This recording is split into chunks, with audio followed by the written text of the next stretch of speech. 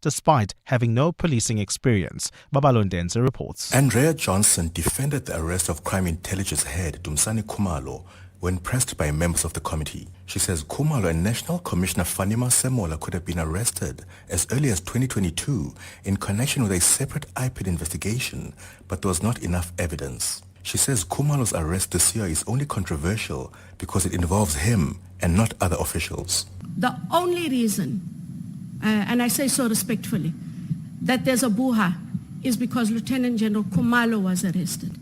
I can almost guarantee if his co-accused were arrested and not him, there would have been no questions asked. She also says there's no witch hunt against anyone. There's also no witch hunt against Lieutenant General Khumalo because there were no matters brought to IDEC prior. Johnson also dismissed Mkhwana's claim that Khumalo's arrest by IDEC investigators was dramatic, saying it went smoothly. Babalondense, Eyewitness News, Parliament. Former Bosasa COO Angelo Akrisi has received a stern warning from the Pretoria High Court during his sentencing. Akrisi was handed a suspended sentence yesterday after he pleaded guilty to fraud and money laundering charges against him. He was handed 10 years for each count, making it 40 years imprisonment, but it has been wholly suspended for 5 years due to his poor health. His matter related to 4 tenders awarded to Bosasa and its subsidiaries valued at more than 1.8 billion rand between 2004 and 2007. Khomozo Modisa reports. When the state and the defense presented their plea agreement to Judge Bapi Musopa, he was rather critical, questioning parts of it, like whether Angelo Akrisi had really shown remorse when he only came forward to testify at the Zondo Commission 12 years after the crimes were committed. He's also questioned whether he'd not be able to commit the crimes again if he's not imprisoned. When he handed Akrisi a suspended sentence, he pointed out that his participation in the crimes should not be taken lightly because of the sentence. He said he must bear in mind that his actions of corruption have taken the nation backwards. Musopa has reminded Akrisi that if he does not cooperate with the NPA in other Bosasa-related corruption matters, he will be imprisoned. Khomozo Modise, Eyewitness News, Pretoria. And Sudan's paramilitary Rapid Support Forces has agreed to a proposal from the US for a humanitarian ceasefire. The group, which has seized the city of El Fasher in the Western Darfur region, issued a statement yesterday. Their 18-month siege blocked humanitarian aid despite repeated UN appeals causing starvation among residents unable to flee. The RSF has been facing international condemnation over reports of mass killings, looting and sexual violence. They have in recent days appeared to turn their focus to the neighboring Kordofan region where fierce battles are underway. Civil war broke out between Sudan's army and the RSF in April 2023, and both parties have agreed to various ceasefire proposals during the war, though none have stuck. Gold is trading at $3,993.75 an ounce. The rand is at 17.40 to the dollar, 22.83 to the pound, 20.07 to the euro. Brent crude oil is at $63.72 a barrel. In Alberton, traffic is a bit sluggish. This is on the R59 northbound between the Reading Interchange and Michelle Avenue. There's also faulty traffic lights in 4 ways at Witkoppen and Cedar, as well as in Randburg at Witkoppen and Newmarket.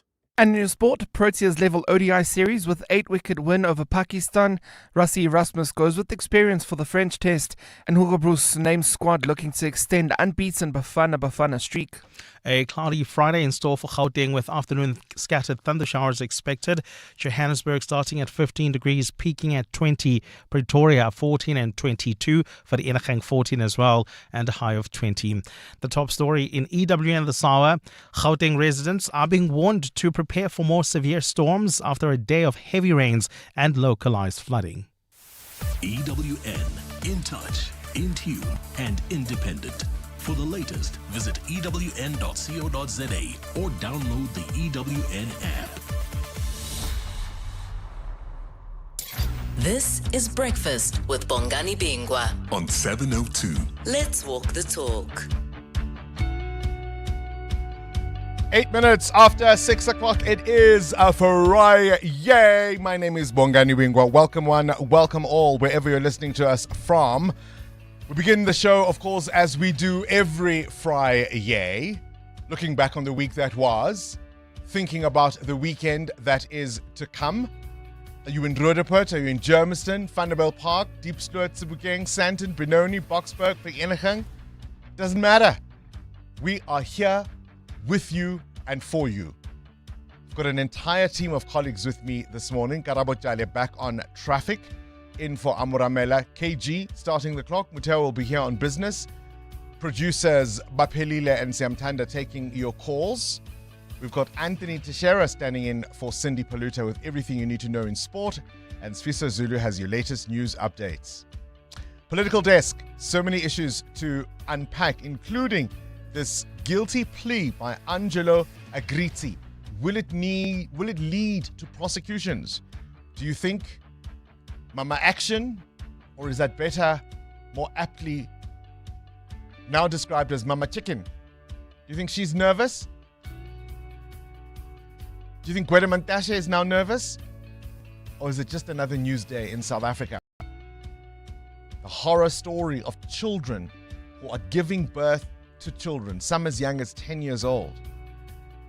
What on earth is going on in our country? We'll speak to Luke Lamprecht about that. And we're giving away a car. This is Breakfast with Bongani Bingwa on 702. Let's walk the talk. But before we do anything else, it's a Friday. So here we go. A one, two, three. It's a Friday. It's a Friday. It's a Friday. Okay. Amon's voice was missing there. Yeah, Karo was not going to lend us his deep voice. No. Hey, I didn't know there's You're this. soprano.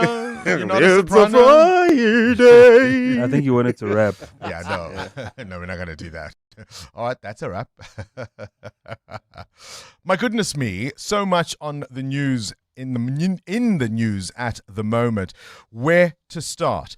We've been keeping you updated, of course, with all the goings on, these various processes, looking at allegations of corruption in law enforcement, right? The Madlanga Commission of Inquiry, that ad hoc committee in Parliament.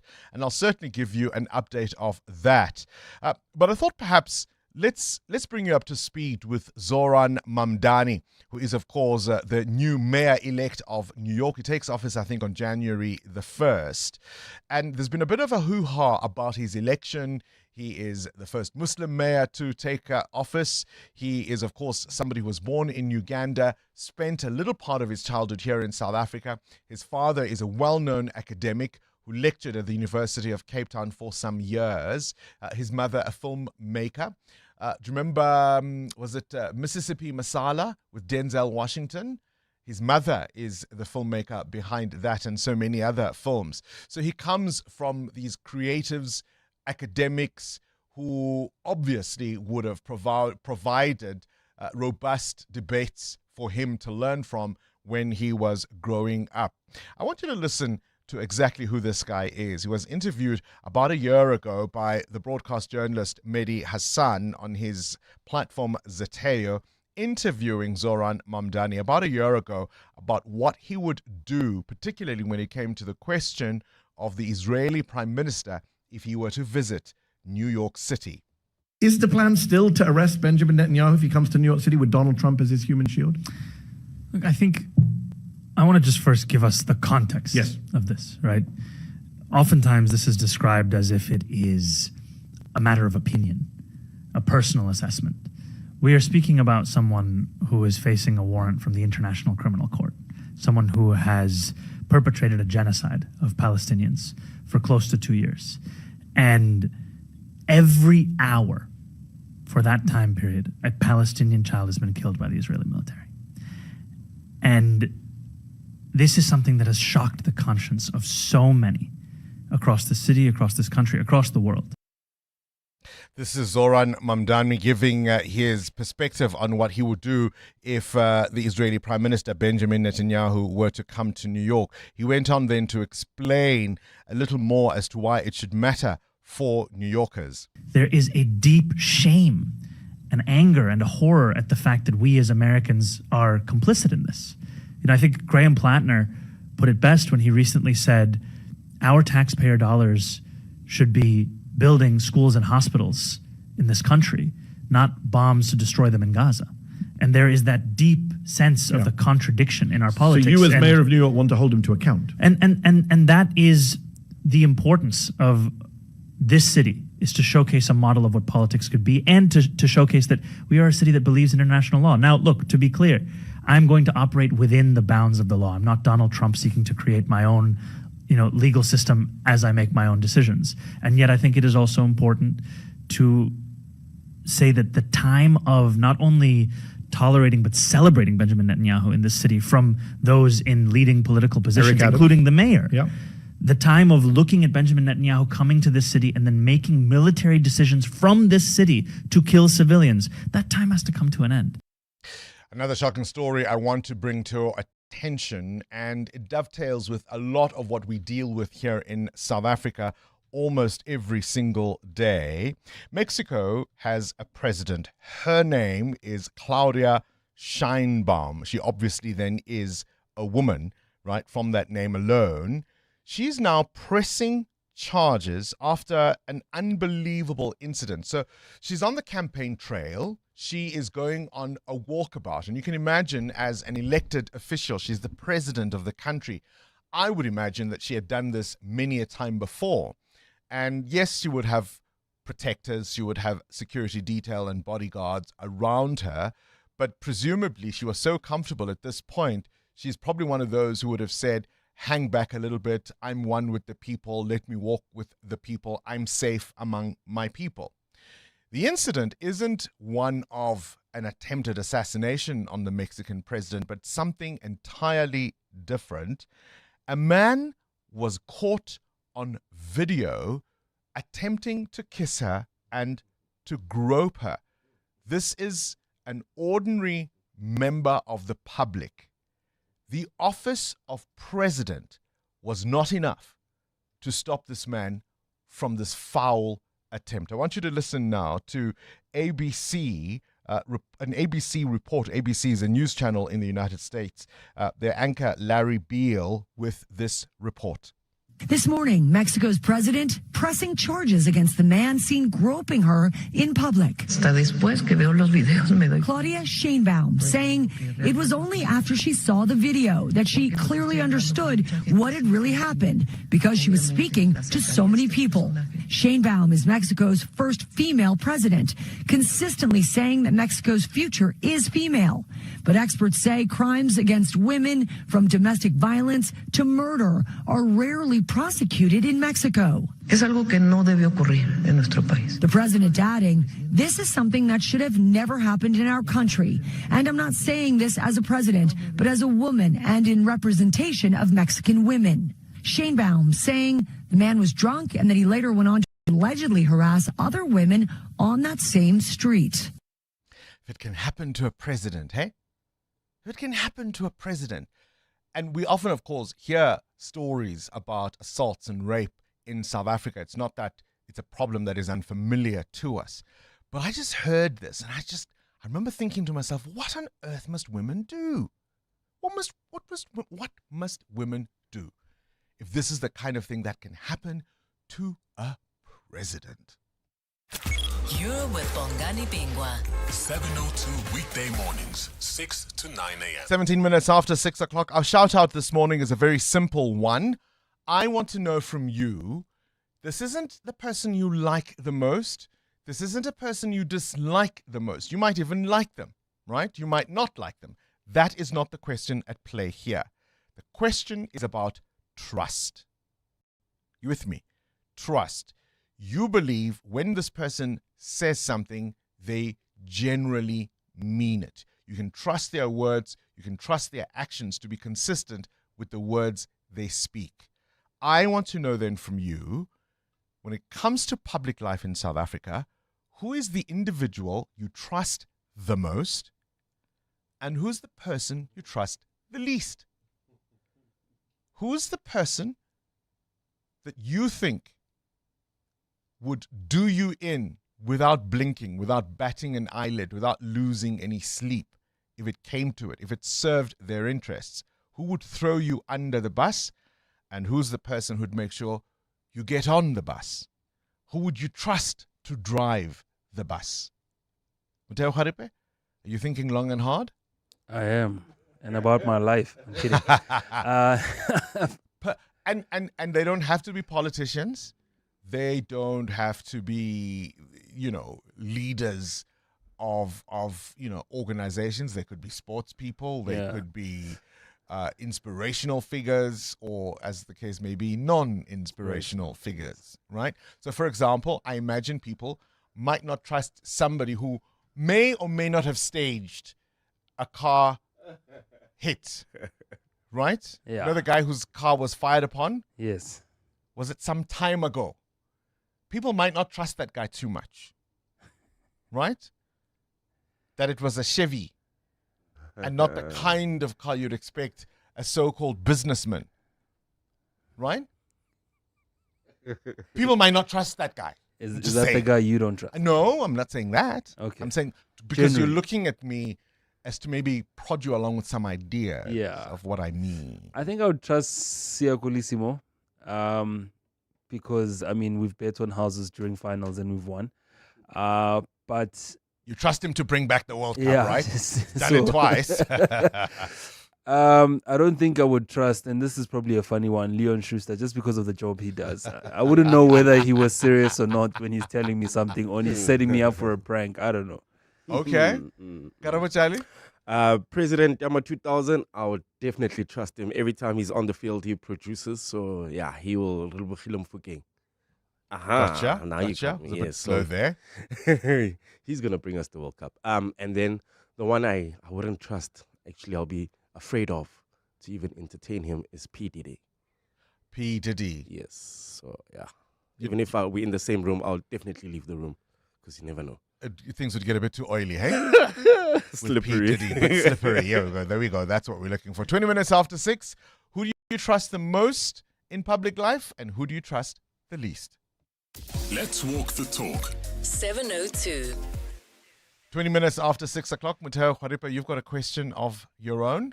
Yeah, I want to know from you this morning, have you adopted the use of technology or social media to your everyday working life? Absolutely. Yeah. Absolutely. I mean, the tools that are available for us to do what we do in 2025 make this job a lot more, not just easier, but even so much more enjoyable. And do you ever worry that the tools that could do the work just too well? Listen, I was speaking to a professor of, in general terms, let me say a professor of artificial intelligence. I mean, I think what he does is a lot more than that. And we were at a dinner party, and I joked that, well, whilst they might replace accountants and people like that, they won't really readily replace people who do what I do. And he said, "Are you sure? Are you sure?" And he told me a whole thing about how in about 10, 15 years, people who do what I do may not be around much longer. So I was shocked to hear that. So it is scary, but so much of what we do is around the available tools, whether that's social media, whether that's AI. There's so much that just makes our work easier. I do think the human aspect of journalism will still count in the long run, because even as those tools are available to us, we still have a duty to fact check information before we put it on air and speak it as gospel truth. So I'm kind of crossing my fingers and hanging on to that a little. Hang on that a little. I'm so curious about what prompts the question. 702. Weather. 22 after 6 today. A cloudy Friday in store for Gauteng. Afternoon scattered thunder showers expected. Temperatures a little lower than we saw yesterday, so it might be a brrr afternoon. 20 degrees is your maximum in Johannesburg and for Eniging. Pretoria maxes at 22. Cape Town, though, will be lovely. They're going to have a hot day. Imagine 34 degrees, Muteo. Wouldn't it be lovely? Gqeberha, East London and Durban all peaking at 21 degrees. That, of course, is Eyewitness News weather, brought to you by Samsung. Rain or shine, choose your temperature with Samsung air conditioners. This summer, at the break of day, the shoreline hums with promise. It feels lighter here, fresher, as if summer itself has been redefined. Now experience the power of Samsung air conditioners with up to 30% off this November. Make every day a cooler, smarter summer. Shop at Samsung stores, online, or speak to your authorized installer. T's and C's apply. A one, a two, a 1, 2, 3. It's a Friday. It's a Friday. It's a Friday. Yay! Hi, this is Lile Papa. Hi. Let's catch the vibe, let's catch the beat. It's a Friday, it's a Friday, it's a Friday, it's a Friday. Yay! It's a Friday. It's a Friday. EWN Traffic. Now, this EWN Traffic is brought to you by Outsurance. SMS out to 45142 now, and you could save on your car insurance. If you don't, ask them for 500 Rand. Let's have a first look at those roads. Karabo, what are you seeing? Well, at this stage, if you are in the city of Tshwane, leaving Soshanguve, heading towards the Pretoria CBD, we've received a report of an accident scene. You can confirm this WhatsApping us on 072-702-1702. That accident scene on the R80 southbound, that's Mabopani Highway, near the Hairpin Bend, causing some delays. That's if you're leaving Acacia at this hour. Otherwise, the rest of 702 land not looking too bad. I must say, though, just look out for those traffic lights not working. Fourways, Cedar and Witkoppen, also traffic lights out of order in Edenville at Modderfontein Road and Van Riebeck. I'll have your next Eyewitness News traffic just after 6:30. There's more EWN on air, online, and on the EWN app. The Outsurance pointsmen know that every car on the road carries a story. There's a car with a family driving to their new home, carrying boxes stacked with plates and toys and memories. The Outsurance pointsmen know it's not just a car in traffic, it's a new beginning, a fresh start on the move. Every story is different and every story matters. That's why the Outsurance pointsmen have been doing what they do since 2005 in proud partnership with 702. Outsurance is a licensed insurer and FSP. 702. Add your voice. Have your say. Let's walk the talk. Good morning, Bongos. Happy Friday, team. The person I trust the most in South Africa is Professor Bonang Mohali. Yeah, I think the man is... His integrity, Bongani, I can't even describe how...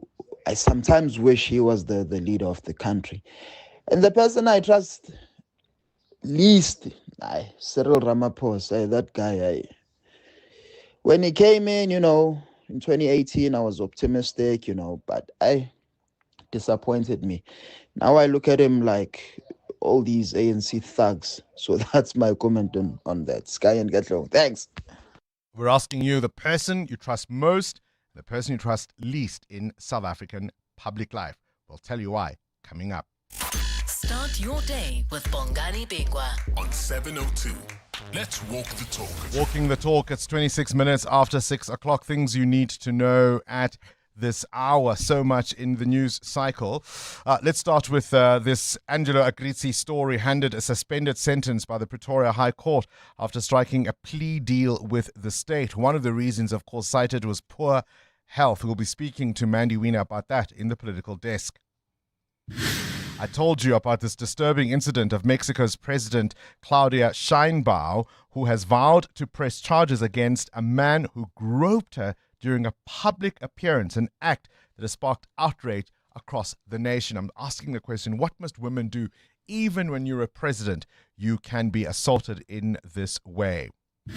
From the dusty streets of Zwide Township to the grander stages of World Rugby, Siya Kolisi, the man who has redefined rugby leadership and sports unity in South Africa, is going to mark an historic 100th test cap this Saturday when he leads the Springboks against France at the Stade de France in Paris. I think, as Mutero rightly said, for many South Africans, that's certainly somebody you would trust to do the job. Will he lead the men in green and gold against France victoriously once more? Listen to this. How much money is too much money?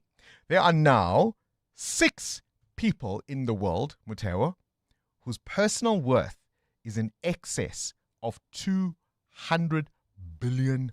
They're all tech giants. How many? 6 tech titans now boast personal fortunes that are so massive that they're bigger than Walt Disney, for example. They're bolder than Intel. 6 of them. Elon Musk of Tesla and SpaceX, as you know. Larry Ellison, the co-founder of Oracle. Mark Zuckerberg, Meta CEO. Jeff Bezos, the Amazon founder. And the Alphabet co-founders Larry Page and is it Sergey Brin, right? They are now, each of them, worth over $200 billion. 702. The newspapers. Swisa Zulu, what are you worth? It's like not even 200 rand at this stage. I'm worth information Yes. to offer Far more valuable. the masses. Far more valuable. Bongani, today we're looking at international news in Sudan. There seems to be some movements happening there. The paramilitary rapid support forces announced that there's an agreed proposal from the U.S. For a humanitarian ceasefire. There has been some sort of conflict that has been happening there between the RSF and the regular army, which has affected a lot of people in the Darfur regions, particularly in Al Fasher, where reports of mass killings, lootings, and sexual violence have been reported at the hands of the paramilitary rapid support forces. The regular army has not responded yet about the proposal, which the RSF has agreed to because of the mediation from the US, but I'm sure they will issue a statement in reaction to what the latest developments are. But that's what's happening in Sudan at the moment. Story of 2 South Africans, really. One, of course, is on the front page of The Citizen I've just told you about. A century for Sia, his 100th test cap tomorrow, and it's got pictures of scenes of his career. The front page of The Citizen. The front page of the Mail and Guardian is war over MKP millions, money allocated to the party supposed to have gone missing, and as you might expect, it's the front page picture of Jacob Zuma.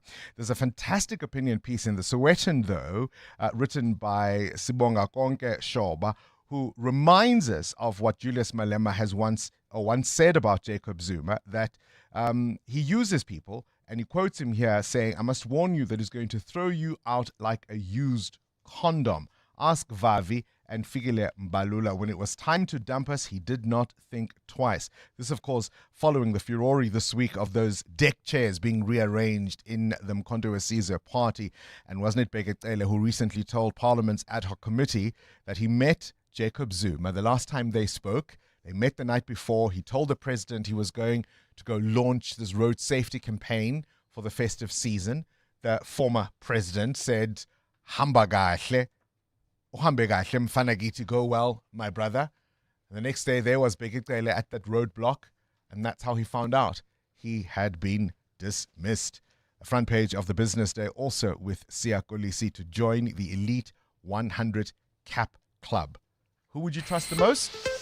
Would you trust the least? EWN Business. Business news now, Muteo. You're asking us about the adoption of technology to do the work that we do.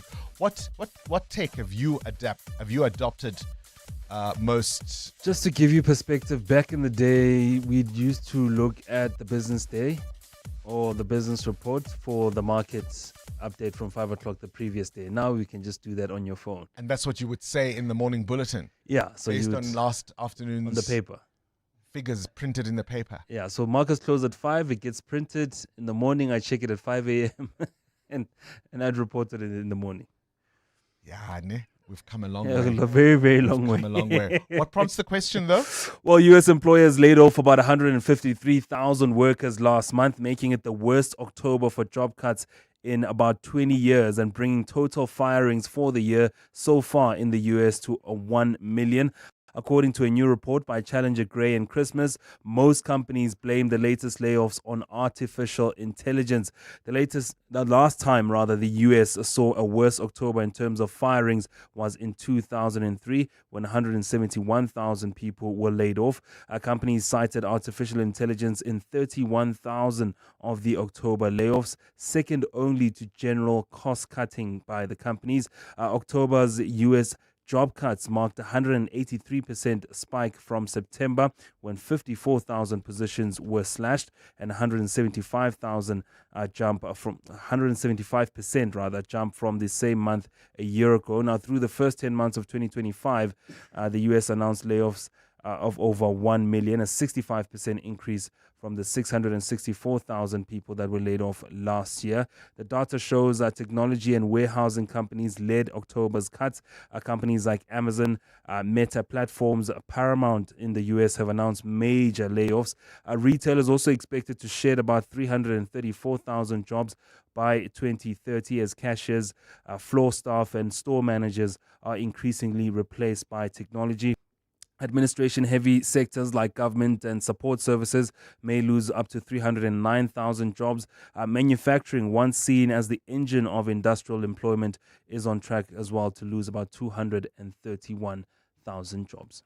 No wonder some of those people are in that $200 billion club, right? Where's the rand? 17 Rand 40 against the US dollar, and some weakness against the US currency this morning. A 20 Rand 5 cents against the euro and a 22 Rand 82 cents against the British pound. The price of gold flirting with that $4,000 mark at $3,992 an ounce, while platinum is at $1,542. Brent crude at $63.55 a barrel. More business after 7. Back to the news desk. Sister Zulu, what do you have at this hour? Thanks, Bongani. Good morning. A 17-year-old boy linked to a mass shooting in Westbury has been housed in a place of safety pending a formal bail application. The teenager, alongside 4 of his co-accused, faced 2 counts of murder and 5 of attempted murder. The group was arrested in connection with the shooting of 7 youngsters at a suspected drug den last month. The city of Johannesburg has revealed that some street vendors with trading permits have been subletting their stalls to undocumented foreign nationals. City officials yesterday conducted an inspection on De Villiers Street, where second-hand clothes are usually sold. During the inspection, officials discovered an informal trader selling both food and clothing items from the same stall. The Gauteng High Court has ordered the city to register and issue permits to more than 500 informal traders by the 18th of this month. Alfara Mushwana reports. Policy or legislation that prohibits foreign nationals from working as informal traders. However, immigrants must prove that they are in the country legally and present their immigration documents in order to set up shop. During a raid on a store on De Villiers Street yesterday, one of the workers fled when asked to show his passport. Human Settlements MMC Mlungisi Mabaso says he's noticing a concerning and illegal trend. But we are also worried about the conduct of some of our South African citizens. But what we are discovering on the ground, is concerning because some of those that have obtained the permits have subletted these stalls to foreign nationals. The city says most informal traders seem to have no interest in applying for permits. Alpha Ramshwana, Eyewitness News, Johannesburg. The Athlone community in the Western Cape is divided over the possible release of convicted murderer Najwa Peterson on parole. She is serving a 28-year prison term for orchestrating her husband Talib Peterson's murder. Najwa is due to be considered for parole later this month. She was convicted in 2009 after her husband was shot in his Athlone home in 2006. Athlone Police and the area's Community Policing Forum met yesterday to discuss Najwa's upcoming parole hearing on the 26th of November. Ntutuzelo Nene reports. Najwa Peterson's family have expressed their desire to have her released on parole, citing that she has been rehabilitated and deserves a second chance. But the music and theatre legend's family feels Najwa has not shown remorse for her actions and should serve her full sentence. Athlone CPF chairperson Vernon Pitt says it's clear that both families are still deeply hurt and have a long road towards healing. If she's released, the rest of the family need to come together and say, let's forgive each other, and healing needs to take place. Ndutuzelo Nene, Eyewitness News. And Mexican President Claudia Sheinbaum has launched a nationwide drive against sexual harassment and abuse after shocking video of a man groping her brought the widespread issue into stark focus. The country's first woman leader presented a plan to ensure prison sentences for sexual abuse across Mexico and to encourage women to report incidents to police. Earlier this year, the 63-year-old was accosted as she walked through Mexico City. A similarly drunk man put his arm around her shoulder, touched her hip and chest, and attempted to kiss her kiss her neck before a member of the president's security detail pulled him away. The incident, captured on video by multiple people nearby, made global headlines and focused attention on the dangers of harassment suffered by many Mexican women. A cloudy Friday in store for Gauteng, with showers expected today. The temperatures are at lows of 14 and 15 degrees, peaking at highs between 20 and 22. In Acacia, Pretoria, you can expect about a 30-minute delay. That's leaving Soshanguve heading towards the CBD on the R80 southbound Mabopane Highway between Brits Road and the Happen Bend. And in Durban Deep, that's in the Roodepoort area, we have bumper traffic. This is Randfontein Road between Corlett and Milestalker. The top story, a 17-year-old boy linked to a mass shooting in Westbury has been housed in a place of safety pending a formal bail application. Part of the 702 family. Hi 702 lenders, my name is Karabo Siputi from Johannesburg. I'm a regular 702 listener. I find it very informative, from breaking news to current news, travel, entertainment. I'm always going to listen to 702 for as long as I'm here. And yeah, keep up the good work and keep informing us and empowering us with all the knowledge. Welcome to our 702 family. Let's walk the talk. The team's on a roll today. Let me focus on payroll. Duty calls in the kitchen. That's why I have a business insurer that is agile and on the ball all the time on all things. I chose My Way Business Insurance, getting 24/7 emergency service and saving on my premiums, plus my business assist to handle my admin. Visit myway.co.za or dial 0860 64 64 64 and get a quote today. My Way is a licensed non-life insurer and FSP. T's, C's and standard rates apply. My Way. Live your way. The all-new Audi A5 has arrived with a panoramic sunroof that changes transparency and a B&O sound system built into the headrests. Every detail makes driving feel like an art form. Visit your Audi dealership, book a test drive and experience the Audi A5 from 14,499 Rand per month with a guaranteed future value. Visit audi.co.za for more. T's and C's apply. What do partners of the Gates Foundation do when facing the world's toughest challenges? They keep going. From discovering a plastic drape that helps detect excessive postpartum bleeding faster, to developing better bed nets to kill malaria-carrying mosquitoes, to researching an RSV vaccine that could save hundreds of thousands of children. For every problem, there are people who prove that progress is possible. The Gates Foundation, partners of human potential. Learn more at gatesfoundation.org/keep going. 702. WhatsApp Bongani on 072 702 1702. Hi, Manu Bangs. The issue of Angelo Agrizi Bongani is rather interesting. This is where we are going at as South Africa. 3 years down the line, Kate Matlala will be an innocent someone who state witness who want to turn everyone in, and then we're going to applaud him. So it always works like that, unfortunately. So even when they do these things, we are Hangwani, they know them are that in 2 years' time, they'll be state witness, and then we'll be happy that they'll turn the fire against Ramaphosa, but nothing's going to happen. So I even doubt if he's sick, that Angelo Agrizi. For me, Aaron Mutsaledi once said it, if they can do the corrupt people like what China is doing, things can only be better if that can be done. Thank you. I mean, I don't know. I think so many of us are frustrated with particularly the politicians who do seem to get away with it.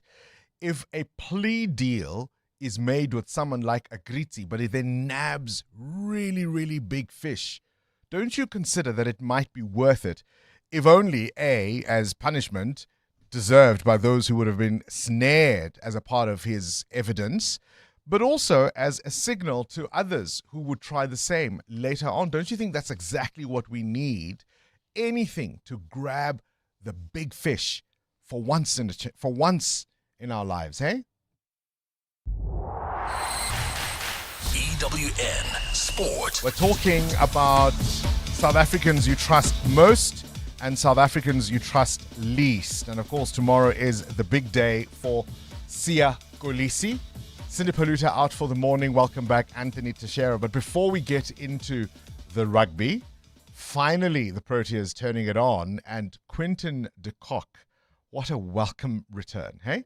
Honestly, Bongani, it was pretty spectacular watching that all unfold. He started off very slowly. He was handing the reins to Alejandro Pretorius, and then spectacular in his century. But yeah, the Proteas have leveled that ODI series against Pakistan thanks to an 8-wicket victory in the second encounter.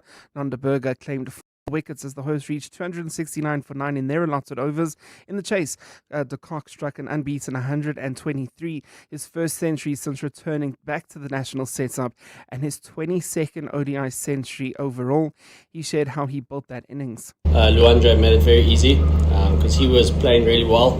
The easy thing was just to try and get him back on strike. So that was just what I thought when I was out there. Obviously with the dew, batting obviously got a little bit easier as more and more moisture came into the air. Obviously we just needed to bat time and wait for that to happen. I'm annoyed with him to some degree because with this little retirement of his, how many has he missed out on? He's actually, of the current players that are playing, he's third on the overall list behind Sharma and Kohli. Do you see what I mean? Yes. And I'm one of those people who follows, I mean, of course, Sachin Tendulkar has the most centuries, but you want to be on that list, right? You want to be next to the Kohlis, the greats of the game, and he easily has that potential. I think also what's helped him coming back into the setup is that he has a youngster alongside him, Luandre Pretorius. And you've seen images on social media of a young Pretorius meeting de Kock, and he's spoken about how he's the role model of his. And so it's sort of reignited him. And he even has said that he needed a bit of a timeout. So, you know what? All right, well, hopefully he sticks around and he scores more, hey? So many more. Zorzi wasn't bad yesterday No, either. that half century was spectacular. Elsewhere, India have taken a 2-1 lead in the T20 series against Australia following a 48-run win in the fourth T20. While Rassie Erasmus named his Springbok squad for Saturday's French test, the big talking point is Siya Kolisi, who's set to earn his 100th cap, only becoming the 9th centurion for the world champs. I think he was on cap 25 when we picked him as captain. Yeah, the biggest thing that I can probably give him credit for, he's never always played brilliantly because, like all of us, your form dips and injury comes and, personal things happen to you. And both World Cups, he was doubtful right up until the World Cup. But he always sit with play probably the best rugby of his life. Switching to football now, Hugo Broos has defended the decision to schedule one match for the international break. At Bafana Bafana's squad announcement, the coach says a fear of fatigue creeping into his side with the number of club games since the start of the season was part of the reason ahead of AFCON. Bafana take on Zambia next week, Saturday at the Nelson Mandela Bay Stadium. Every game with the national team, I ask the players to go for 100%. I think with all the games they are playing now, that it was better to play only one game and a good game than playing 2 games and having players who suffer of fatigue or what else. On the field, South Africa ended 1-1 with Qatar at the Under-17 FIFA World Cup. They lie second in Group A with a match against Italy to come. While in the Europa League, there were wins for Aston Villa and the Conference League, Crystal Palace and Nottingham Forest ended goalless with Sturm Graz. While in the tennis at the WTA Finals, Aryna Sabalenka picked up a straight-set victory over Coco Gauff to seal the Americans' exit at the group stage, while Jessica Pegula was the other player to make it out the group thanks to a 6-2, 6-3 win over Jasmine Paolini. Anthony Teixeira, Eyewitness News Sport. Day 20, awaiting proof of payment. Day 30, still waiting. Day 40, funds finally cleared. In business, credit with 55 interest-free days keeps you moving. We get it. Get an ABSA Business Credit Card. Use over 50% of your credit and initiation fees will be on us. Offer ends 31 December 2025. Apply at absa.co.za/business. ABSA is an authorized FSP and registered credit provider. T's and C's apply. ABSA, your story matters. Hey guys, this is Robert Marawa, Hollywood Bet's brand ambassador. Playing responsibly is part of the winning strategy. Make smart choices and continue to score. If you or someone that you know needs help, call the South African Responsible Gambling Toll-Free Counseling Line on 0800 006 008 or WhatsApp help to 076 675 0710. Hollywood Sportsbook is a licensed betting operator. Hollywood Bet supports responsible gambling. No persons under the age of 18 years are permitted to gamble. Winners know when to stop. The Brainy Kids of the Whiz Quiz on 702. Good morning, Uncle Bongani. My name is Nelani. I'm 12 years old. I'm from Springvale Primary School. When I'm older, I would like to become a soccer player, and I feel very excited to play the Whiz Quiz with you guys today. We can't wait. We've got 10,000 Rand to give away. 702. Coming up at 7:15, the big interview. EWN traffic. Quick traffic update. Delays in the Acacia area. Karabo, what's going on? Yeah, that's if you're leaving Soshanguve heading towards the Pretoria CBD. Not clear what's causing this 30-minute delay. Bongs on the R80 southbound Mabopane Highway between Brits and the Heppen Bend. If you have any information, please let us know. You can WhatsApp us on 072-702-1702. There's also bumper-to-bumper traffic in the Durban Deep area. That's Roodepoort on Randfontein Road between Collet and Miles Stoker, as well as bumper-to-bumper traffic in Sharon Lee. This is on Malibongo Drive between Belez and the N1. I'll have your next Eyewitness News traffic update just after 7. There's more EWN on air, online, and on the EWN app. James, congrats on the babies. Yeah, thanks. It's a wild ride. You're a new dad, 2 babies, 0 sleep, and 1 car that apparently couldn't cope. Yeah, the hatchback was my baby, but it just didn't have enough space for my 2 new babies. And are you happy with the price when you sold to WeBuy Cars? Very. We've even got some extra cash to splurge on one of those fancy brands that you basically need a license for. Good luck, James. WeBuy Cars. Geared for family, geared for you. Flight Centre's Big Red Sale is back. 21 October to 14 November. Save up to 50% on tours, 35% on cruises, and massive deals on Thailand, Mauritius, and the Maldives. Even local flights from 1,900 Rand return. Now that's a win. Plus, 2 kids stay and eat free on selected breaks. The world's waiting. The deals are calling. So, get to your nearest Flight Centre store today. T's and C's apply. Flight Centre. Your center for travel. The Money Show. Weekday evenings at 6. A suggestion from Future Growth Asset Management that one of the real problems in developing our water infrastructure is not a lack of money or capital. It's really a lack of projects that are bankable. Jason Lightfoot is a senior portfolio manager at the Future Growth Asset Management. And what do we mean by bankability? It's really around ensuring that projects meet requirements that allow institutional investors with fiduciary responsibilities to be able to deploy capital. And we've got 9 of those that apply. The Money Show on 702. Let's walk the talk. The Money Show with Stephen Curtis is brought to you by ABSA CIB, advancing Red Rocket's ambitions with Discovery Green as the off-taker to power Africa's future through affordable, renewable energy. Who is the whizziest of them all? It's the Whiz Quiz on 702. Up next, the political desk. We've invited our Mandy Wiener to join us for analysis of the week that was. But before we do any of that, let's give away some cash, shall we? Nelani is 12 years old and wants to be a footballer later in life. And Nelani, no doubt you want 10,000 Rand, hey? Yes. Yes is the confident answer. Well, let's see if you can get it. KG, start the clock. Spell the country name Germany. Germany. Correct. Which one was a leap year, 2020 or 2022? 2020. Correct. What instrument in maths with 2 legs is used to draw precise circles and arcs? A compass. Correct. Complete the saying, to cut along what short? Pass. Story. In space, the abbreviation ISS refers to the International Space what?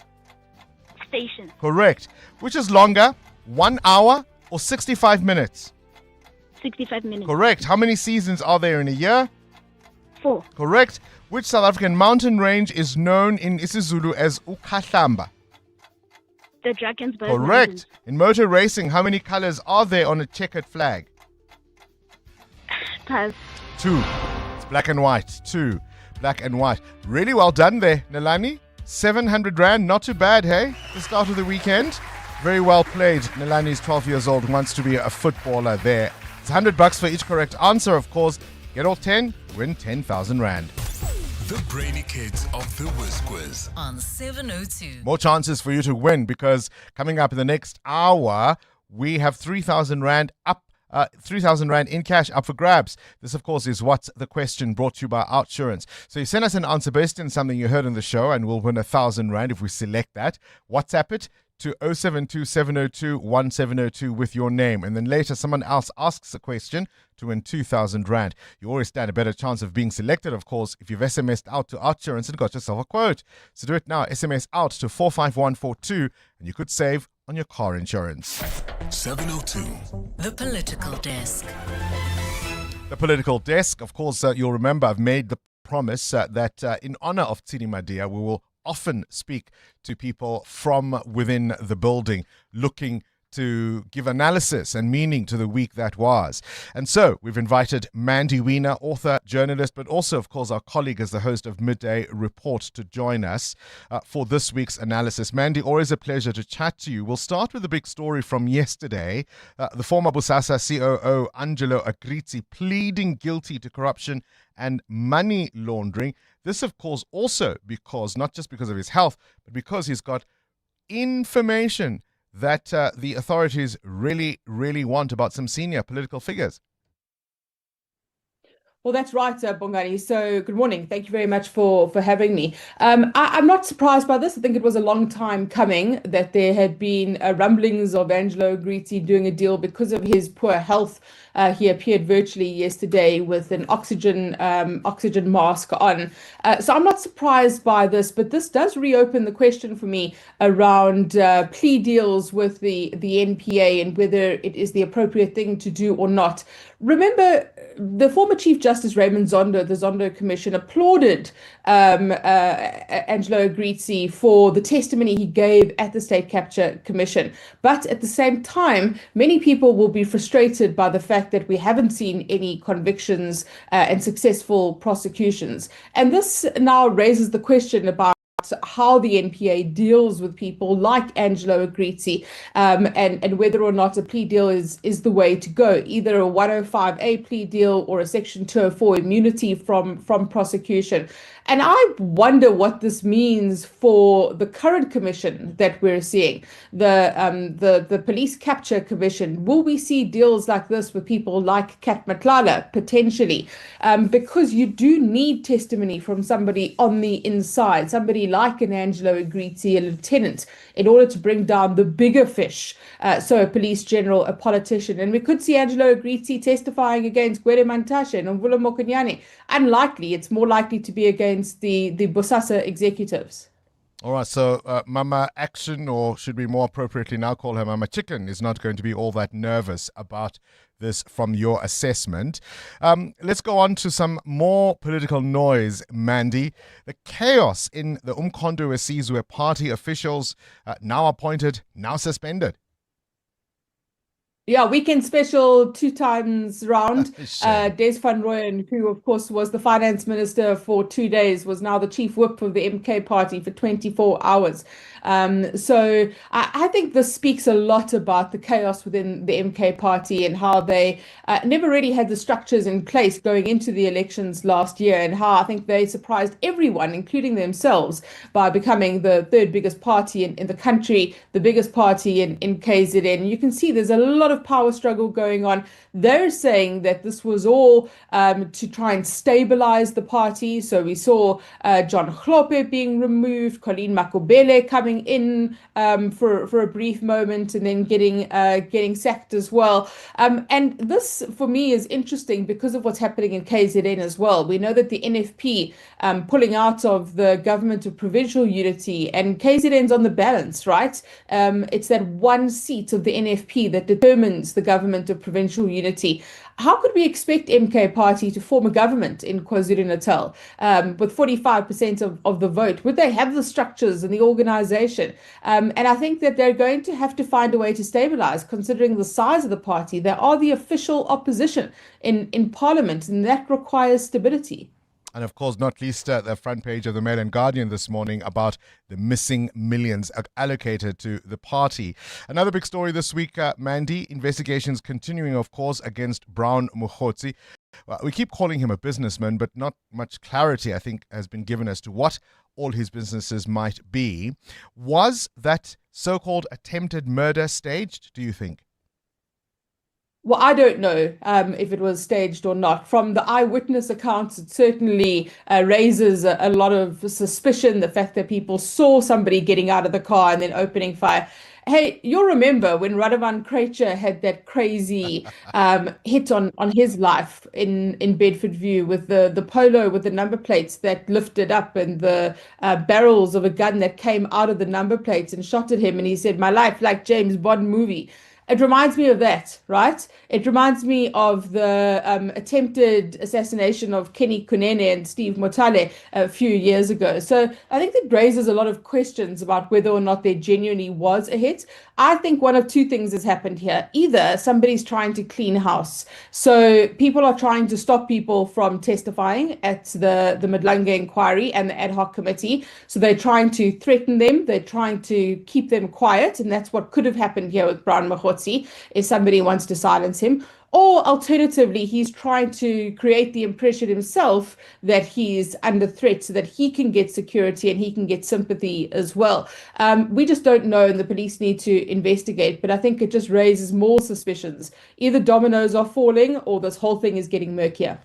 We heard yesterday, of course, from Advocate Andrea Johnson, the head of IDAC, and one of the things she mentioned was, or at least some allusion to the process that we've now heard about in terms of that plea deal with Angelo Agrizzi. And I suppose, Mandy, as we wrap this up, your impressions so far, very broadly speaking, of what you've heard from both processes looking at allegations of systemic corruption and infiltration and interference in our law enforcement.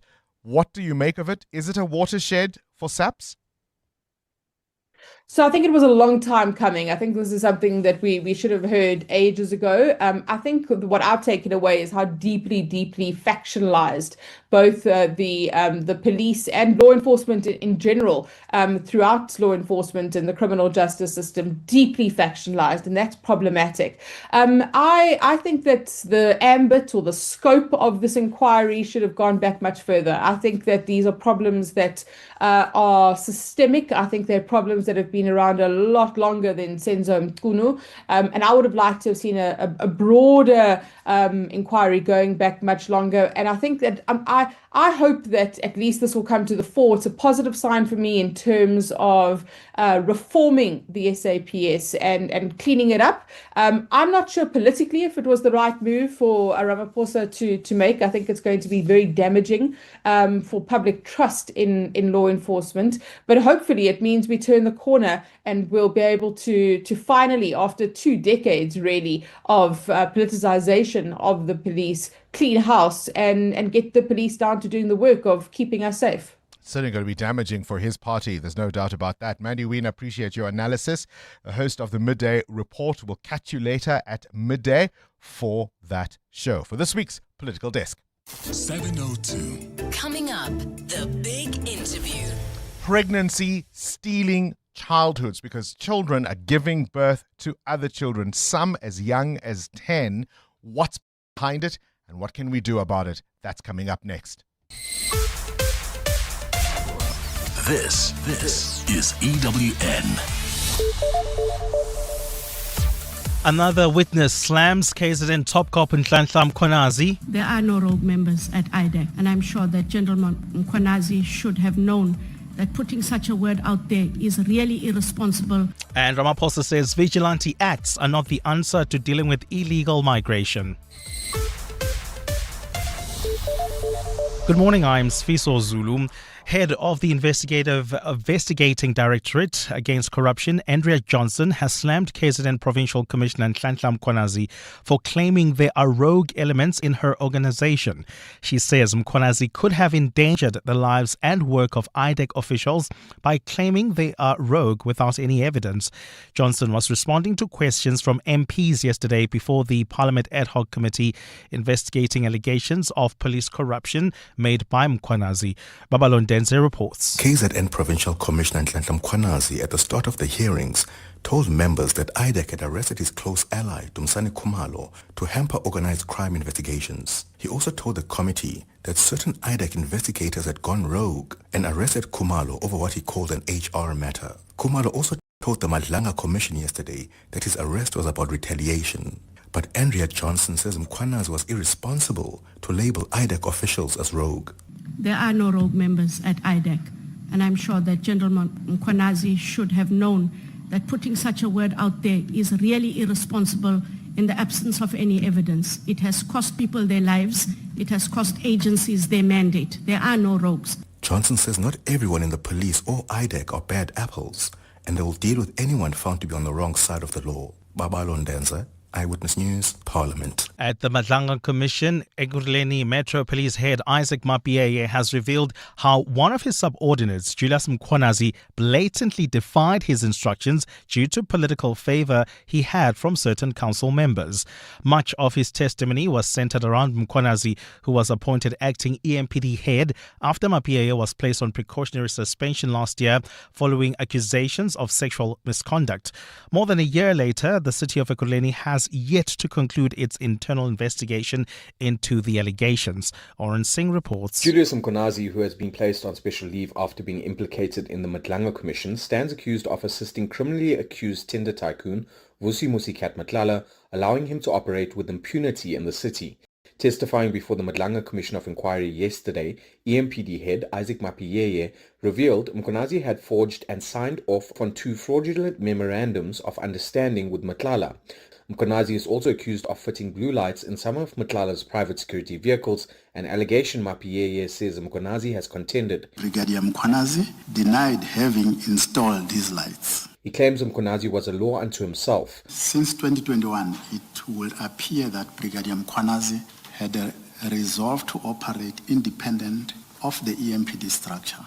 Mapieye will resume with his testimony this morning. Arun Singh, Eyewitness News. Civil rights group Action Society believes an internal decision by SAPS to clear Deputy President Paul Mashatile's former bodyguards amid a criminal probe is suspicious. The 8 men appeared before the Randburg Magistrates Court yesterday, where they failed to get their charges dropped. Their application was dismissed on the main charges of assault and damage to property.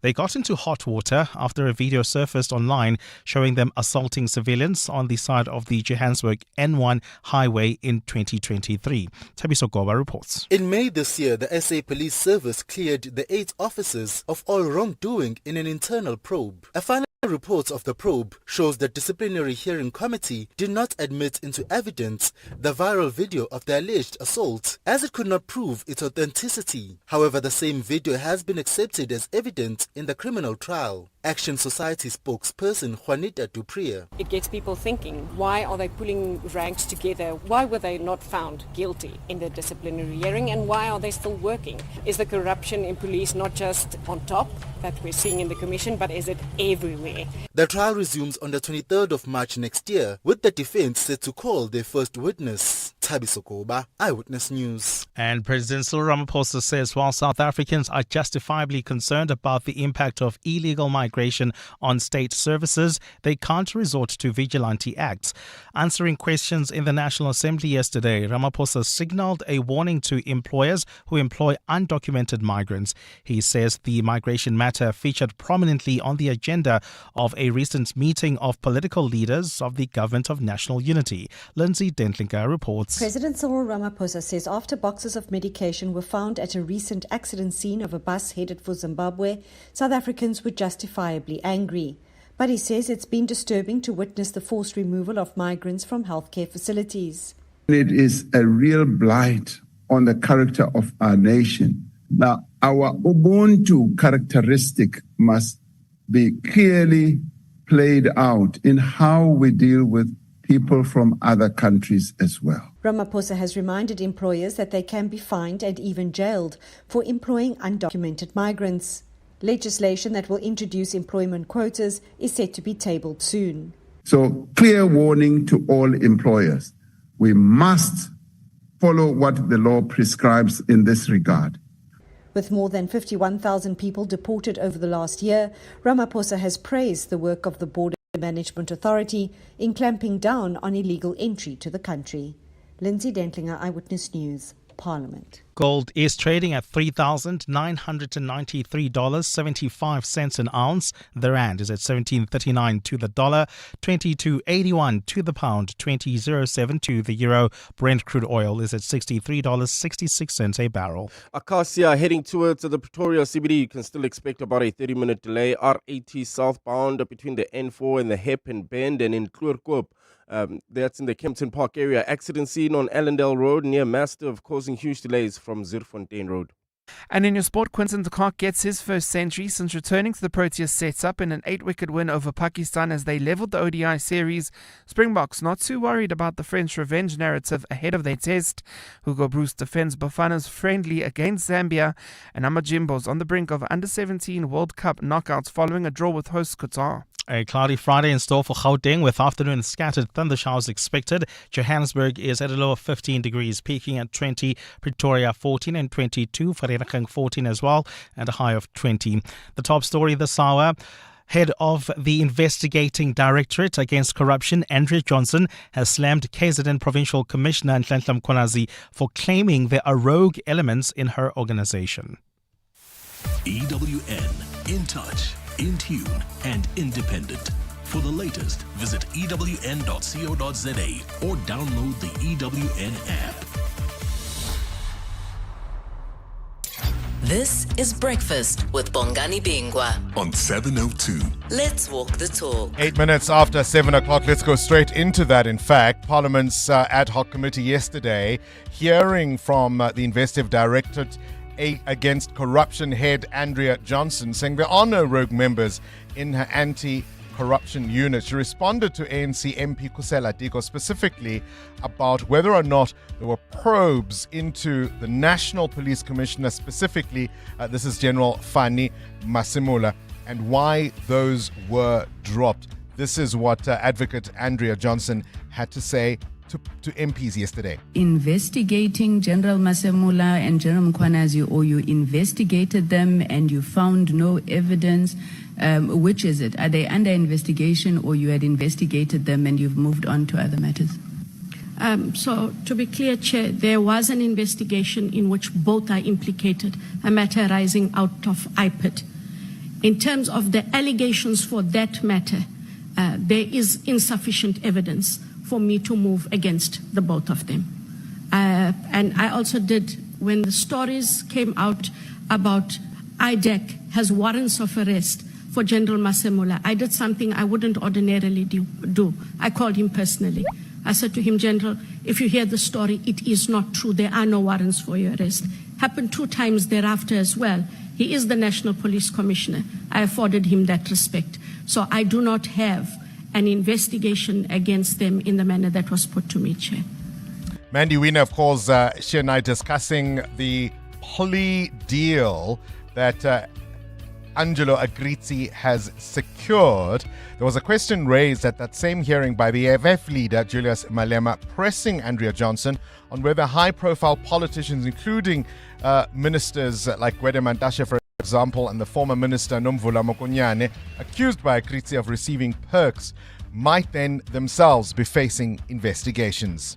There are so high-profile people who are mentioned in Busasa. One of them is the national chairperson of the ANC, who's a minister, Gwede Mantashe. The other one is Nomvula Mokonyane, who ate chickens every December, but Agrizzi said he was sending chicken every month that's supposed to go to prisoners. Is going to Nomvula and will such people not be people of interest? Because our inability to defeat corruption is that the high-profile individuals with money don't get to be prosecuted. And these things came out public. We were all there and all of that. So, Honorable Malema, I take the point. However, those investigations continue. What did hamper us is the evidence we sought. We had to get, the only other person who could give us that evidence was Angelo Agrizzi, who was also an accused. Angelo Agrizzi has, in the past month, now deposed to Section 204 affidavits on various individual matters that we did not have previously. We must now move with those matters. We must now move with those matters. So, where's your view on this? Plea deals to people like Akritsi to catch the big fish? What happens next with the likes of Mukhozi and Matlala to catch even bigger fish? Or is it a movie we have seen before? This is Breakfast with Bongani Bingwa on 702. Let's walk the talk. Told you of the extraordinary story of an attack of the Mexican president who was on a walkabout, meeting the crowds, perhaps feeling one with her people, and this drunkard comes up behind her, tries to kiss her, tries to grope her. So engrossed in that moment was the Mexican president, Claudia Sheinbaum, that she says she didn't realize what had happened to her until she actually saw the video footage of the incident. The man, of course, has been charged. And I asked the question earlier, what must women do if you can get to the president of a country in that way? I want to remind you a speech that went viral in 2012. The former Australian Prime Minister, Julia Gillard, and that famous misogyny speech delivered in the Australian Parliament in October of 2012. And she'd been fed up with years of sexist attacks on her appearance, her voice, and personal choices, and this is what she had to say then. Thank you very much, Deputy Speaker, and I rise to oppose the motion moved by the Leader of the Opposition.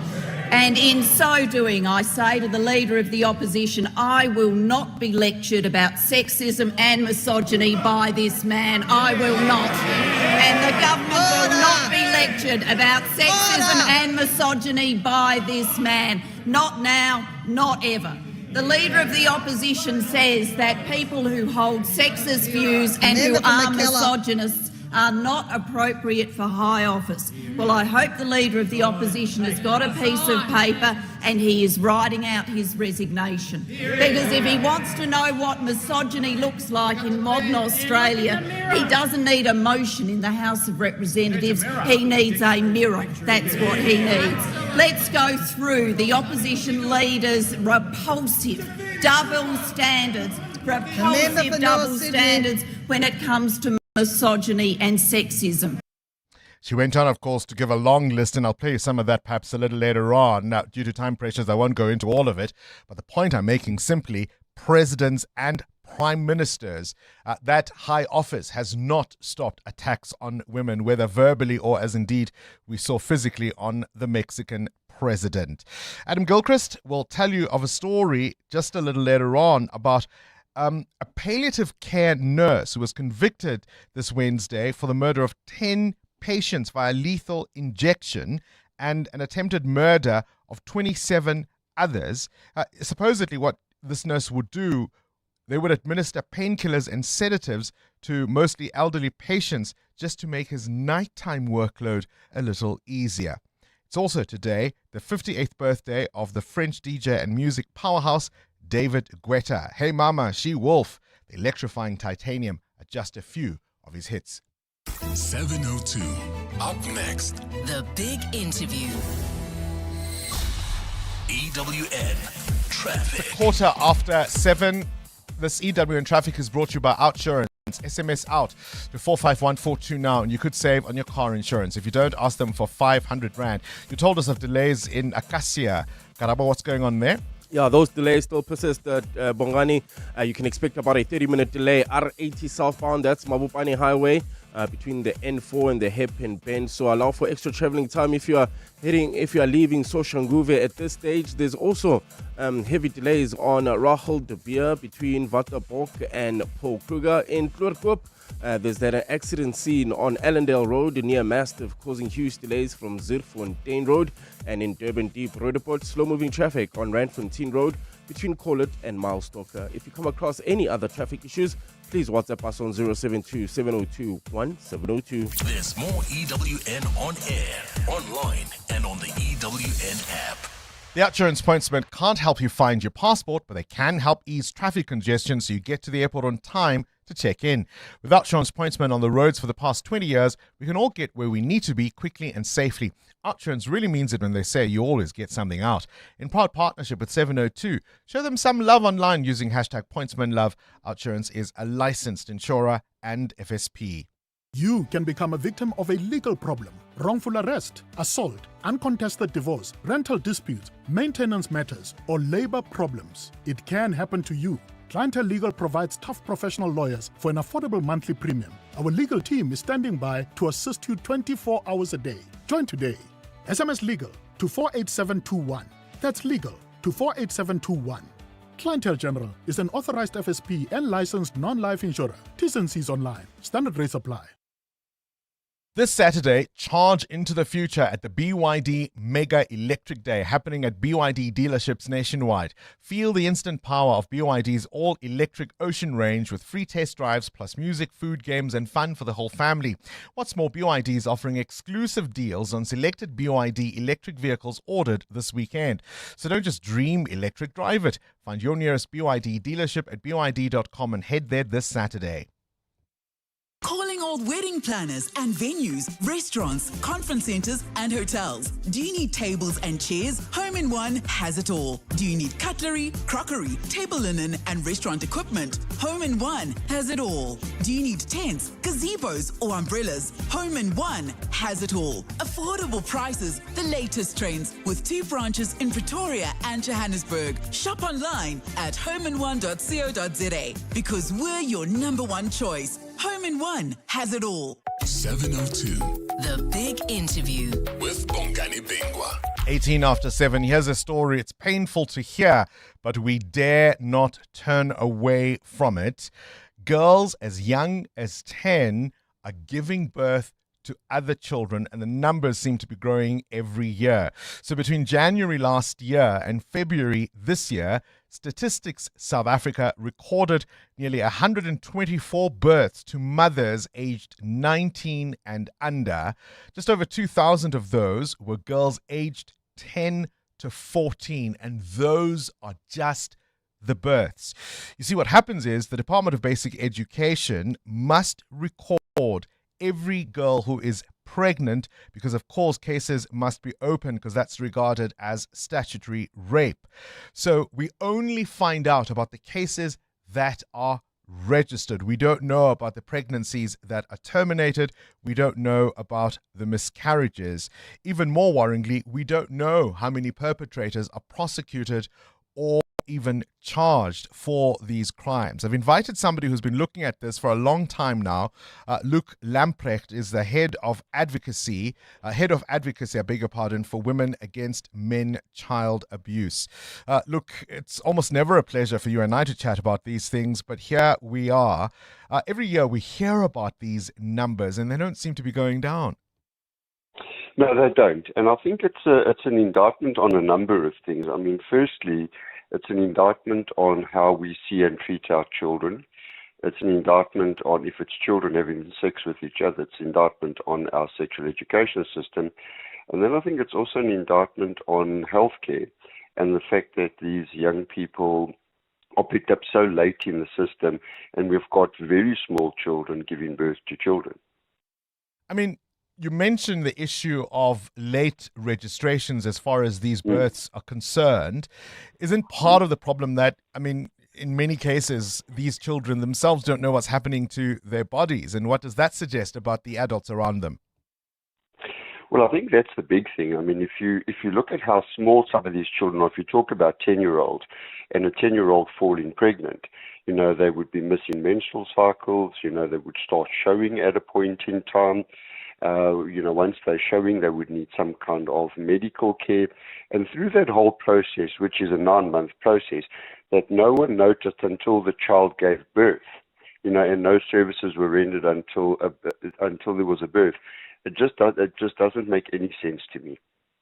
So, StatSA tells us nearly 124,000 births by mothers aged 19 and other. And I would imagine a significant number of those were of children who ought not to be in labor. Is there a correlation between these kinds of figures and cases of assault or even rape opened by alleged perpetrators? Well, you see, I think that's one of the very big problems, is that we find with a lot of these young women, or children in this case, is that they don't want to tell us who the father is. Because remember, look, if you're under 12, you can't consent to anything. And as you rightly said in your introduction, if you're between 12 and 15, you can't consent to sex with anybody older. So those are both mandatory reporting clauses. So what we have as a problem is, because of potential power dynamics or threats or a blesser phenomenon, is that I've had cases myself where the girl just flatly refuses to tell us who made her pregnant. And as a result, you don't have a suspect, and therefore we deal with the child and we never deal with the adults. In addition to that, what I think isn't seen is we will get, for example, 20 babies who are discarded on the streets of Joburg at the mortuary a month. So there's a whole range of back alley medical procedures happening where the children are now having terminations, and those children that they're giving birth to are then being discarded. So there's another whole. I'm going to ask you. I apologize for interrupting you. I'm going to ask you, how many per month are being discarded in Johannesburg alone? 20 in Joburg alone. And most of these can be tracked to children giving birth to them. You see, that's what we don't know. But the point I'm making is that if we look at the children being discarded, so the discarded babies, we have no idea of who the mothers are. But you can assume that these are mothers that don't want to be pregnant, but have to go for backyard terminations. Even though we have such good termination of pregnancy services, they don't use them because these children are discarded very close to medical facilities where terminations are legally available. Is there a particular concentration in the country? I think from the Stats SA figures, it was the Eastern Cape that had, 85 girls aged 10 to 14 giving birth since April. I mean, that is just frightening. Yeah, you will see concentrations, and I think that one of the other things we need to look at is how is the reporting in that particular province. Because remember, as you said earlier, we can only know what is reported to us. And we know that, for example, in very deep rural areas, we are not going to be getting reports. And there you are also likely to get these pregnancies happening that just simply never reported. So what's the issue here? Is it that, for example, as a society, we generally don't even understand what consent is, what terms like statutory rape mean, what rape itself is? Absolutely. So first of all, I think the biggest misconception people have is what the ages of consent are. Because remember, as you age up, you can consent to more and more. The other issue is that, say, for example, you've got children between 12 and 15 having sex with each other, and the father is also a child between 12 and 15, that if they both consent, it's not a crime. What people don't understand about that doesn't mean you do nothing. It means you render services to both children because, this early sexual debut, no contraception, they can't look after those children, the unplanned, unwanted pregnancies, which is the worst start that you can get in life. And then obviously what I mentioned earlier is kind of transactional sex, where you've got older men having sex with younger girls as a transactional form of sex. And as a result, when they're very unlikely to want to come forward because they're losing some kind of transaction in a country ravaged by poverty. So how much does the complicity of families or adults in these children's lives also play a role? Well, look, they would have to at some level be complicit, because the way the law reads is if you have a reasonable belief or suspicion that a child is being sexually abused, you must report it immediately to the police. And from there, a set of services should arise. Bear in mind that, as I say, that these girls or young women sometimes don't want to name the perpetrators, but that doesn't mean it mustn't be investigated. So I think, the fact that the children are not being protected by their parents and then are not being supported, and also not being supported in the medical treatment. For example, in a 10-year-old, they need proper option counseling, and option counseling is termination of pregnancies, whether you believe that religiously or not, or morally or not. It's adoption. It's adoption by family or kinship care, foster care, or giving the child, safely relinquishing the child to some kind of facility. And what we've seen is that in the hospitals in Joburg, for example, the 3 major academic hospitals, we can have up to 25 babies at any given point in time, just simply boarding at the hospital because the parents have abandoned them there. So what do we do? Luke, we have programs around sexual education in our schools. We have subjects like life orientation that are meant to help prepare young children and adolescents for puberty and what follows. What do we do? How do we fix this? How do we stop having this conversation, you and I? I think the first thing is that the life orientation programs are not prioritized at school.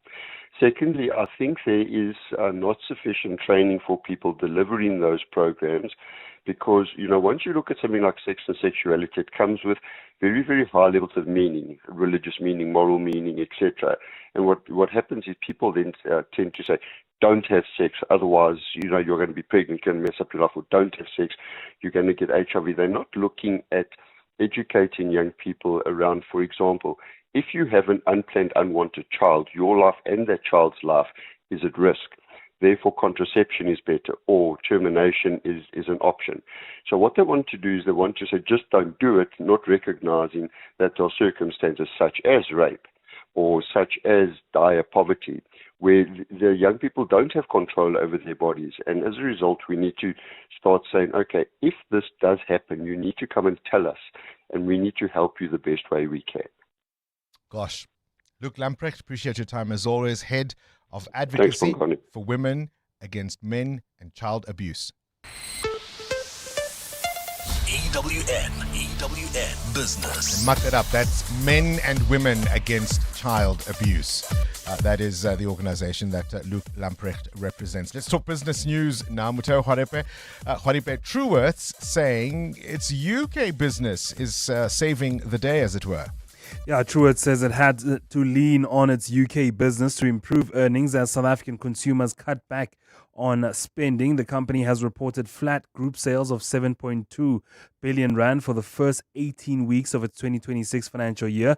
Now, to just give you perspective, the highest reported annual group retail sales for Truworths is at 22 billion rand for the 52 weeks to June 2025. So the drop drastically. Office, the Truworths UK chain, has offset weaker results in South Africa with sales growth of 6% in pounds and 7.7% when converted to rand. Now, South African sales have been constrained due to tough economic conditions in the country and tighter credit controls at Truworths are seeing sales fall by around 4%. Cell C announcing an intention to list.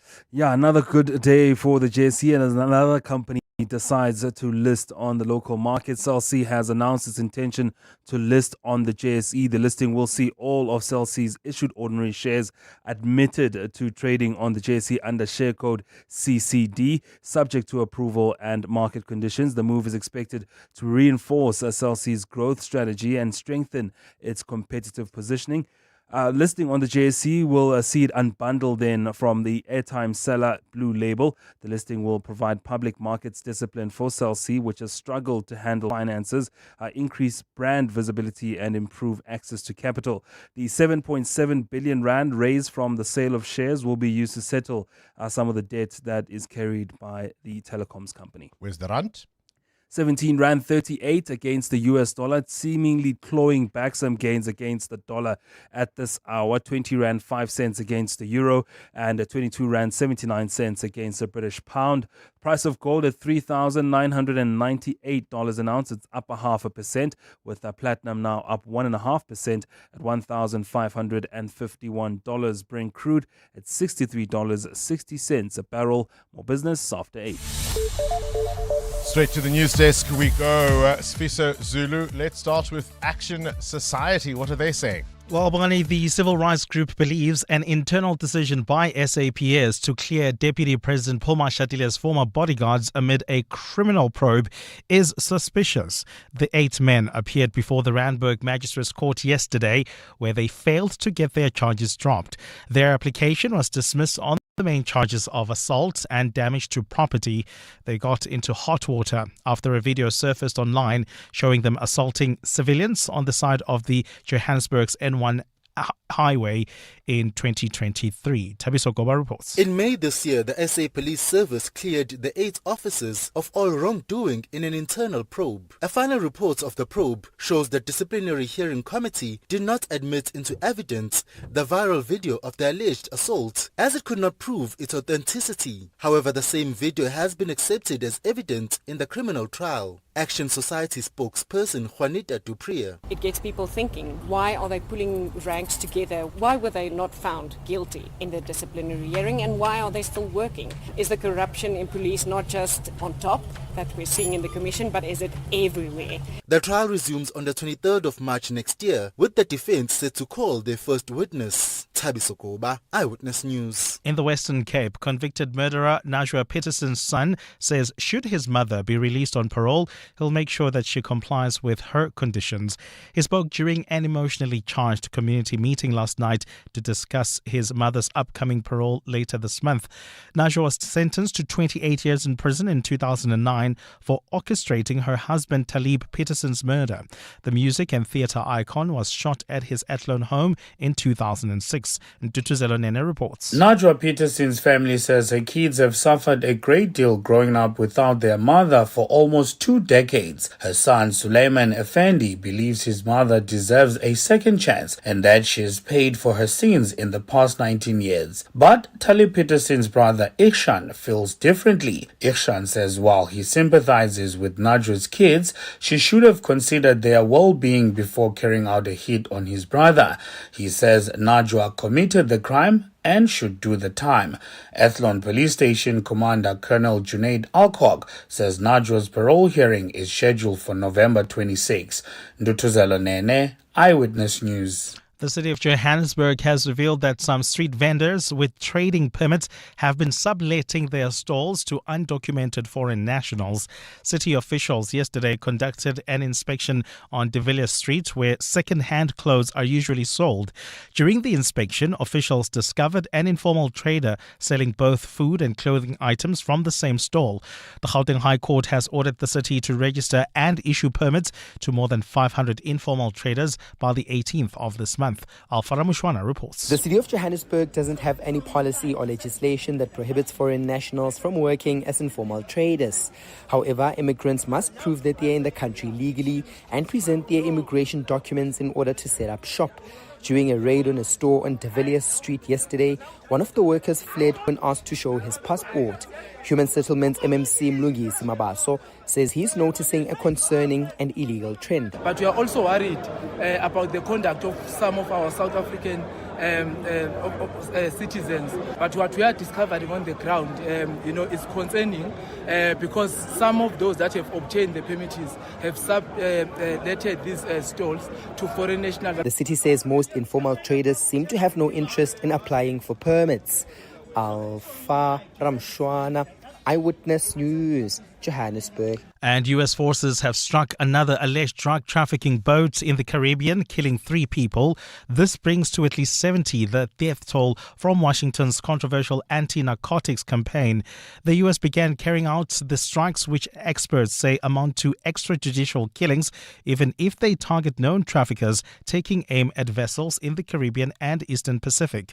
Washington has yet to make public any concrete evidence that its targets were smuggling narcotics or posed a threat to the United States. A cloudy Friday in store for Gauteng with showers expected today. The temperatures are at lows of 14 and 15 degrees, peaking at highs between 20 and 22.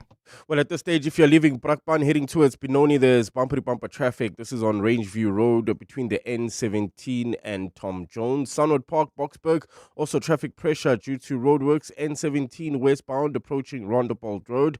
And in Diersdorp, Pretoria, traffic is heavily backed up approaching the intersection of Sefako Mahato Drive and Moloto Road. The top story this hour, Action Society believes an internal decision by SAPS to clear Deputy President Paul Mashadila's former bodyguards amid a criminal investigation is suspicious. Clement Mania Manyatela. Weekday mornings, 9 to 12. 9 to 12. It's a special broadcast of the Clement Manyatela show live from Westbury. If you just go back to that protest and people was fighting for a basic human right where SAPS came in and treated us like dogs. SAPS was here all over the place every day in our community. Why can that not happen when our children's lives are being lost here on the streets of Westbury? Yeah, Councillor Marilyn Smoos, Westbury Ward 82 Councillor. Clement Manyatela. 9 to 12 on 702. Are you looking for the best spectacle and sunglass deal? With Specsavers buy one get one offer, you get great value for money. Get a free pair of branded single vision prescription sunglasses up to 3,300 Rand when you purchase a comprehensive eye examination and spectacle frames with lenses on your first pair. The best part? Choose from top brands like Police, Hugo, Under Armour, Tommy Hilfiger, Red Bull Spect, and more. Affordable eye care? Specsavers. T's and C's apply. LLB graduates can fast-track their legal career with the Law Society of South Africa's PVT School for Legal Practice. LPC accredited, this 4-month practice-ready course, which is taught by practicing lawyers, can reduce your PVT contract by 12 months for admission. Study by day, after hours, or via distance at campuses nationwide. The first 2026 intake runs from January to April. Applications close 31 October 2025. Apply now at lssalead.org.za. That's lssalead.org.za. In case you missed it, 702 was in conversation with Santam about Santam's partnership with the G20 taking place in Johannesburg. We are participating in the disaster risk and reduction working group, and through that we are able to share some learning, good practices, and what we've got from our flagship program, like partnerships and risk and resilience. So we hope that the learnings that we are able to share with the G20 countries were able to be utilized, most importantly, to emphasize the role of partnerships between government and the private sector. Santam is a proud sponsor of the G20 Summit. Santam, this is freedom. Santam is an authorized FSP, a licensed non-life insurer, and the controlling company for its group of companies. 702. WhatsApp Bongani on 072 702 1702. Morning, Bongani and crew. This is Sydney from Florida.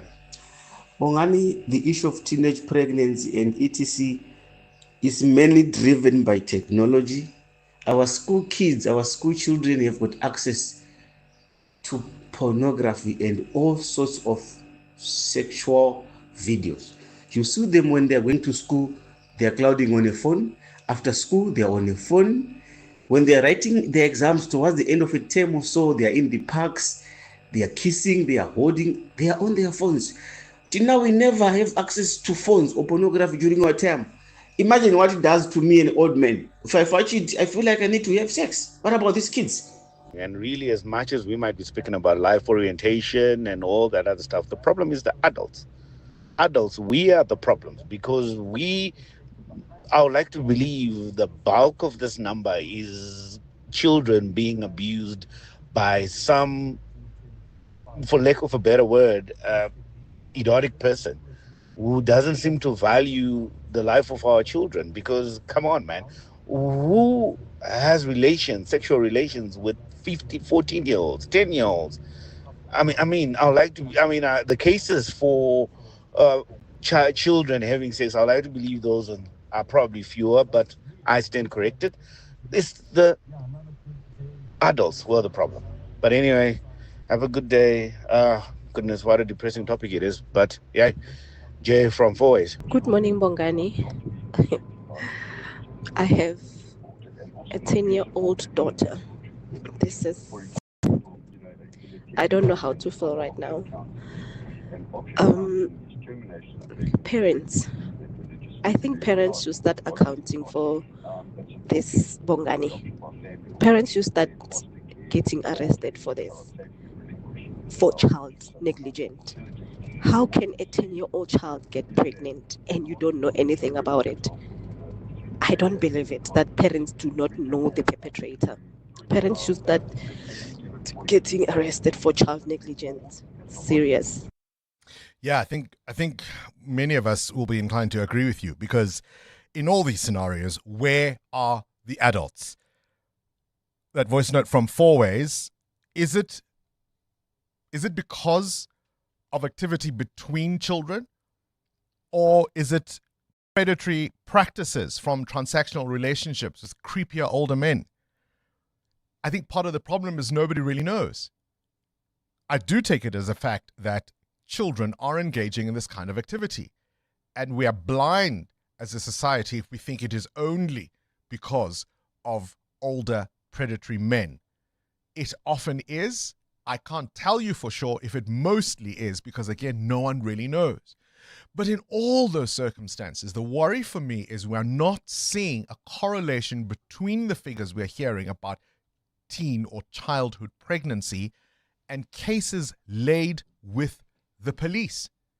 And that tells you that the adults in these children's lives either are looking away or are complicit or frankly don't give a damn. 702. What's the question? What's the question is brought to you by Outsurance, a chance for you to win up to 3,000 Rand in cash. First 1,000 Rand for the answer, and then a little later 2,000 Rand if you can give us the question. SMS out to 45142 now, and you could save on your car insurance. If you don't, ask Outsurance for 500 Rand. Let's go to James for today's answer.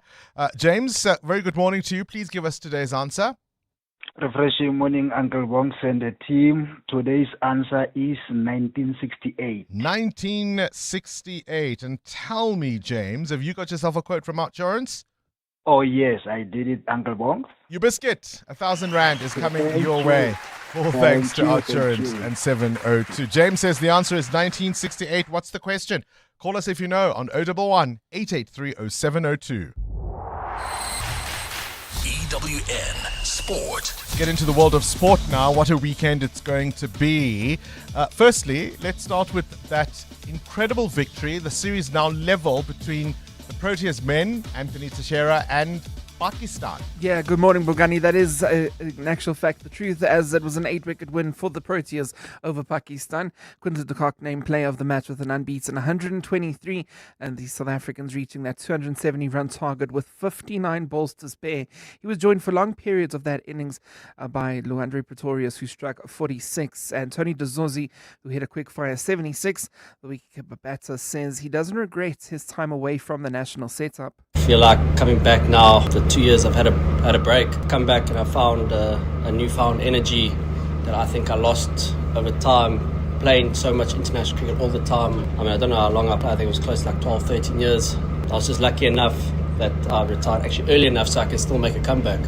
That's almost 10 overs, hey? Yes, it is. That's fantastic. One ball away from 10 overs. Emphatic victory, that is. The series decided Saturday at midday, while in the evening at 10:10, the Springboks battle France in Paris. The chatter around this test has focused on the French wanting revenge for the Boks' 1-point victory at the Rugby World Cup quarterfinal stage just over 2 years ago. Rassie Erasmus says that's had no impact on the world champs' approach. What they do in their camp really doesn't have any influence what we do in our camp. You know, we play for South Africa for the Springboks, and we play away from home, and it will be a lonely place on that field. But we know there's millions of people in South Africa, so what they do is got no influence on how we prepare and how we do our things. I mean, it's amazing. It just goes to show the nightlife vibe that Paris is. Because I think we're in the same time zone. Imagine an international match in Joburg starting at 10:10 in the evening. I think we'll go against like our national spirit.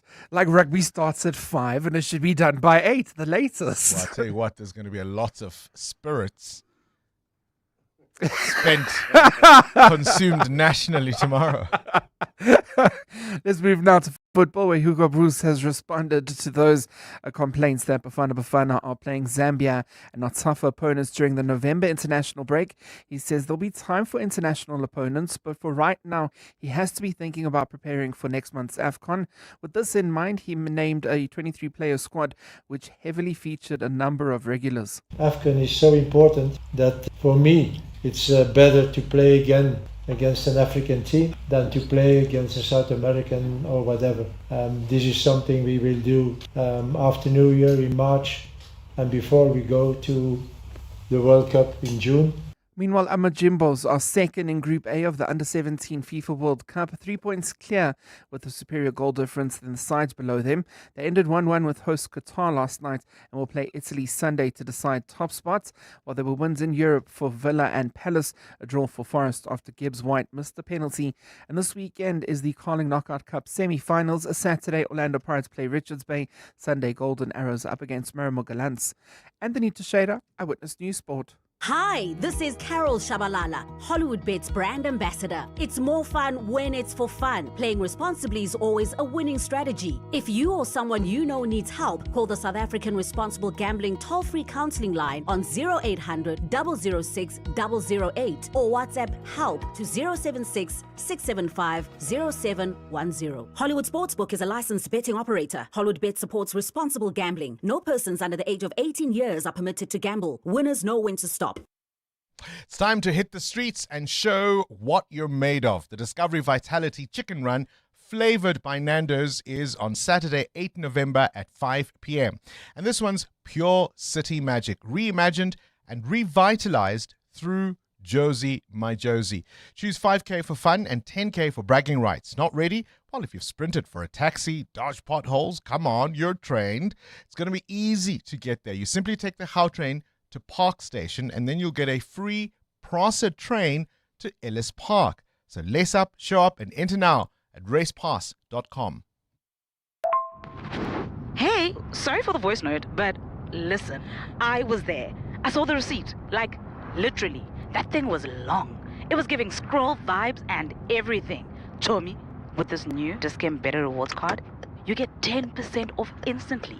But like instantly on over 140 brands. So look, I don't want to be like dramatic or anything, but your Discount till slip never looked better. Okay, bye. EWN Traffic. 12 minutes before 8, this EWN Traffic brought to you by Citroen. Buy an A-Cross from 279,000 or a C3 from 262K with a service plan, and you'll get a 4-month payment holiday. Visit citroen.co.za. T's and C's apply. You were telling us about delays in the Kloorkop area. Karabo? Yeah, Kloorkop, Kempton Park. There's an accident scene on Allendale Road near Mastiff, causing huge delays all the way from Zierfontein Road, Boksburg. Also, about a 20-minute delay. This is on Van Dyke Road between Airport Drive and Main Reef Road. We still have those roadworks, Sunwood Park. That's causing delays on the N17 westbound approaching Rondebold. In Diersdorp, Pretoria, expect delays approaching the intersection of Sefako Mahato Drive and Molotov Road. If you come across any other traffic issues, please WhatsApp us on 072-702-1702. There's more EWN on air, online, and on the EWN app. Thinking about rolling in a new Citroen C3?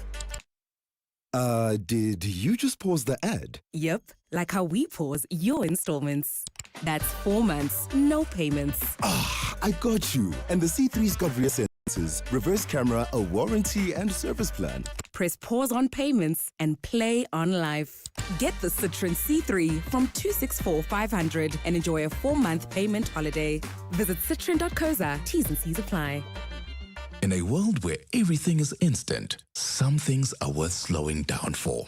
You took the time to build a life of distinction. Every moment, every milestone, every decision. At Indwe, we take the time to understand your world and craft insurance solutions to protect it. Because true peace of mind is the greatest luxury of all. The right insurance starts with a conversation. It starts with helloindwe.co.za. Indwe Risk Services is an authorized financial services provider. Live extra with Checkers, SA's #1 in value supermarket. Save big on deals like a Quelle Natural Still or Sparkling Spring Water, a 500ml 6-pack for $36.99. Kellogg's Cornflakes cereal 1 kg for $74.99. And buy 3 Colgate selected toothpastes, 50 or 75ml, and get the cheapest one free. Valid until Sunday at Checkers, Checkers Hyper, or shop on 6060. Standard Bank and 702 have joined forces to bring you China Unlocked. So Africa-China Trade Solutions composes of both helping our clients with importing from China, but also with exporting to China. And that's what really encompasses our X solution. And how we help our clients access the Chinese market is by doing it through a number of ways. One of those is digitally connecting them to better Chinese buyers. We also organize B2B matchmaking sessions, virtual, some are hybrid. And when we attend some of the flagship shows, such as CIE, we also organize these physical, in-person B2B matchmaking with these Chinese buyers. Don't miss China Unlocked on 702 Drive with John Perlman. Tuesdays on 702. Brought to you by Standard Bank Business and Commercial, an authorized FSP and registered credit provider. 702. What's the question? For 2,000 Rand in cash, all thanks to Outsurance. Please tell me, what's the question? The answer is 1968. Let's go to Pugela in Boksburg. Pugela, what's the question? Good morning, Bongani. The question is, on which year was the French DJ David Guetta born on this day? Indeed. What a milestone, right? Fantastic hit maker, worked with the likes of Rihanna, Sia, Kelly Rowland. Just a fantastic hit maker, one of the best known DJs around the world. Pogela, 2,000 Rand in cash is coming your way, all thanks to 702 and Outsurance. And let's see what song KG has found.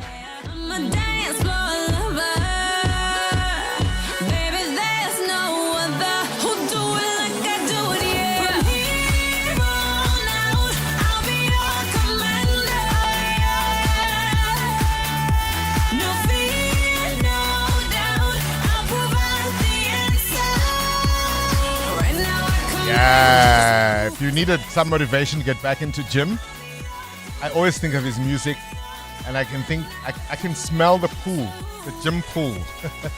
I hear his music and I can smell the chlorine. Happy birthday, David Guetta. You could spend 10 minutes waiting for the microwave to beep, or get a 10-minute quote from Outsurance that could save you thousands on your car insurance. For his 2024 Suzuki Jimny, 55-year-old Stefan now pays only 611 Rand a month. And for her 2024 Kia Sonet, 31-year-old Palisa pays just 926 Rand a month. Ready to get more out of your car insurance? SMS out to 45142. That's out to 45142. Outsurance, licensed insurer and FSP. TCs and information online. This Saturday, charge into the future at the BYD Mega Electric Day happening at BYD dealerships nationwide. Feel the instant power of BYD's all-electric Ocean range with free test drives plus music, food, games and fun for the whole family. What's more, BYD is offering exclusive deals on selected BYD electric vehicles ordered this weekend. So don't just dream electric, drive it. Find your nearest BYD dealership at byd.com and head there this Saturday. This festive, turn your family meetings into family eatings with the Nando's Festive Fill-Up Meal. A full flame grilled chicken, 2 sharing sides, 4 cheesy rissoles, 2 Cabo Societies, 2 Nando's rolls, and a 1.5-liter Coca-Cola for only $3.99 to enjoy at your place. And if your family meeting is at our place, get 40 Rand off. Nando's. Oh, what a place. To celebrate 25 years of helping you live the Premier life, FNB Premier is giving you a chance to win a 14-day European tour experience and other cool monthly prizes. Open any FNB Premier account from September to 31 December 2025. Switch your salary, swipe or tap a minimum of 2,000 Rand per month for 3 months straight. Spend and win with FNB Premier. FNB, help changes everything. TCs and competition rules apply. FNB, a division of First Rand Bank Limited, an authorized financial services and credit provider. 702. 702. What's gone viral? With Kabazela. Time now to catch up with the world of viral content. Kabazela. Good morning to you, Bella. There's a book that first made me think about your next story, but I'll let you tell it. Men and Solutions. Yeah, I mean, I'm so guilty of this, and I've been called to order by my missus, I must say. Men are wired for solutions. So if somebody comes to you with a problem or something, You're going to sit there, you're going to listen, and then you're going to straight away come up with a solution. I don't know why that is. We are just wired like that. So what made me think of this or come up with this was there was a post on X and a woman posted here. She says, now this goes to friends, male friends, or even your partner. But she says, male friends do not let you vent long. It's straight to solutions. And then she's got 2 little crying emojis next to it. And then some of the comments, the men are jumping in here, Bongles. So I'll just read 2 of them. So the one guy says, because you'll be venting about the same problem every single day, 9 to 5. Then another one here, he says, we're just trying to get you out the storm, not build a tent in it. So these are some of the comments that men are coming up with here. So why are men wired to come up with solutions? And have you thought about it? Have you sat there before and maybe you've been there in a room with the missus and, she says to you, listen, I don't need a solution right now. I don't want it. All I want to do is vent and I want you to listen. How many times have you heard that? So I remember reading a book that was all the rage some years ago called Men Are From Mars, Women Are From Venus. Yes. And the opening chapter, or one of the opening chapters, deals with exactly this, where a woman will come home and exhausted and say, I hate my job. And his first thing is, well, why don't you quit? And she'll say, you never listen. I didn't say I want to quit my job. He says, but you said you... No, what she wants is to talk about the rough day she had at work. She's not trying to quit. I don't know if that's necessarily true in all cases, and I'd be curious to hear what 702 Landers think. Is it always that necessarily men will jump to solutions? I'm one of those people who, in fact, is the opposite of that, Kabazela. I figure things out by describing them. So I might come to you with a problem, and by the time I'm finished telling you what the problem is, I figured out what the solution might be. If I don't know, given you the solution. even if you haven't given me the solution, but if I sit there, I'll spend hours mulling over it, and until I've spoken it out, I won't necessarily have a solution myself. So I don't know if these things are strictly true around gender, divisions, but let's put it out there. Do men always jump to solutions? And do women wish men around them would listen just to let them vent a little longer? Let's talk.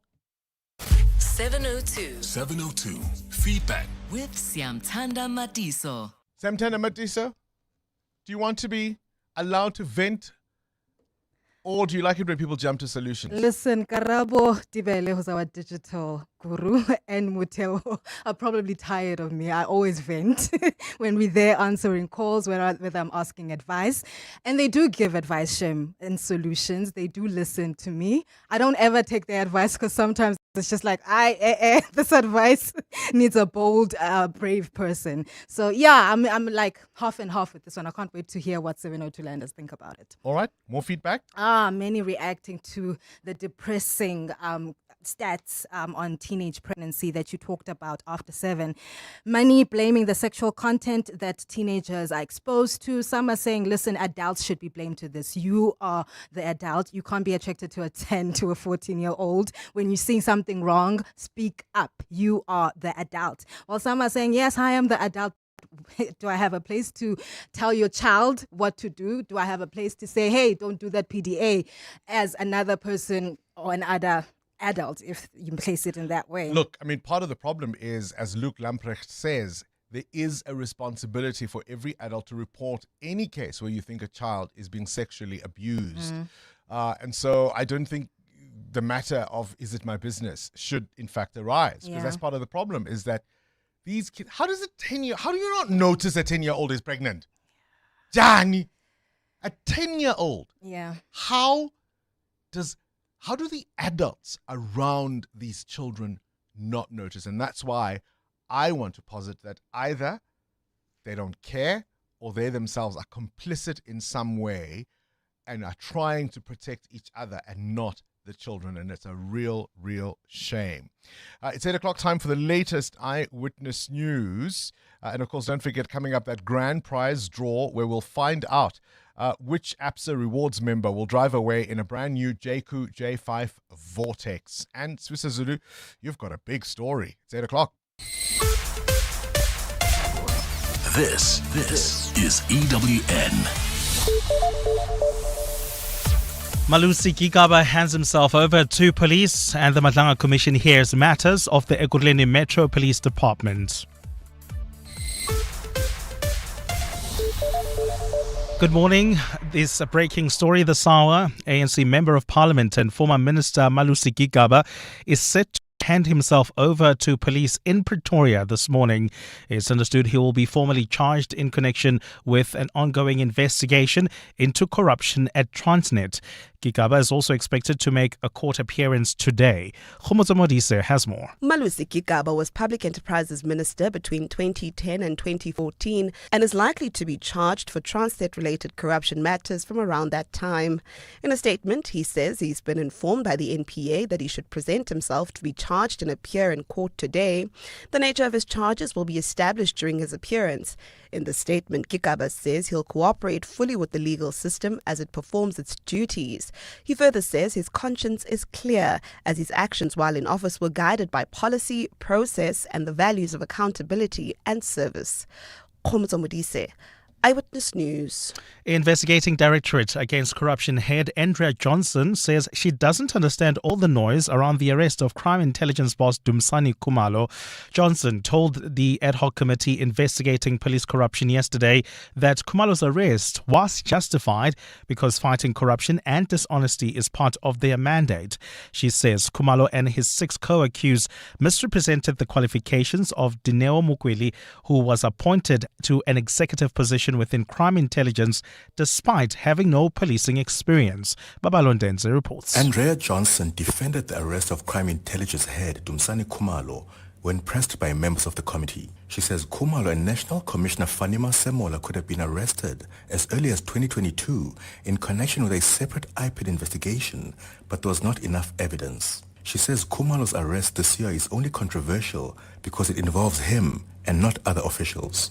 The only reason, and I say so respectfully, that there's a buha is because Lieutenant General Khumalo was arrested. I can almost guarantee if his co-accused were arrested and not him, there would have been no questions asked. She also says there's no witch hunt against anyone. There's also no witch hunt against Lieutenant General Khumalo because there were no matters brought to IDEC prior. Johnson also dismissed Mkwanazi's claim that Khumalo's arrest by IDEC investigators was dramatic, saying it went smoothly. Babalondense, Eyewitness News, Parliament. At the Madlanga Commission, Ekurhuleni Metro Police head Isaac Mapieye has revealed how one of his subordinates, Julius Mkwanazi, blatantly defied his instructions due to political favor he had from certain council members. Much of his testimony was centered around Mkwanazi, who was appointed acting EMPD head after Mapieye was placed on precautionary suspension last year following accusations of sexual misconduct. More than a year later, the city of Ekurhuleni has yet to conclude its internal investigation into the allegations. Oren Singh reports. Julius Mkwanazi, who has been placed on special leave after being implicated in the Madlanga Commission, stands accused of assisting criminally accused tender tycoon Vusi Musikat Matlala, allowing him to operate with impunity in the city.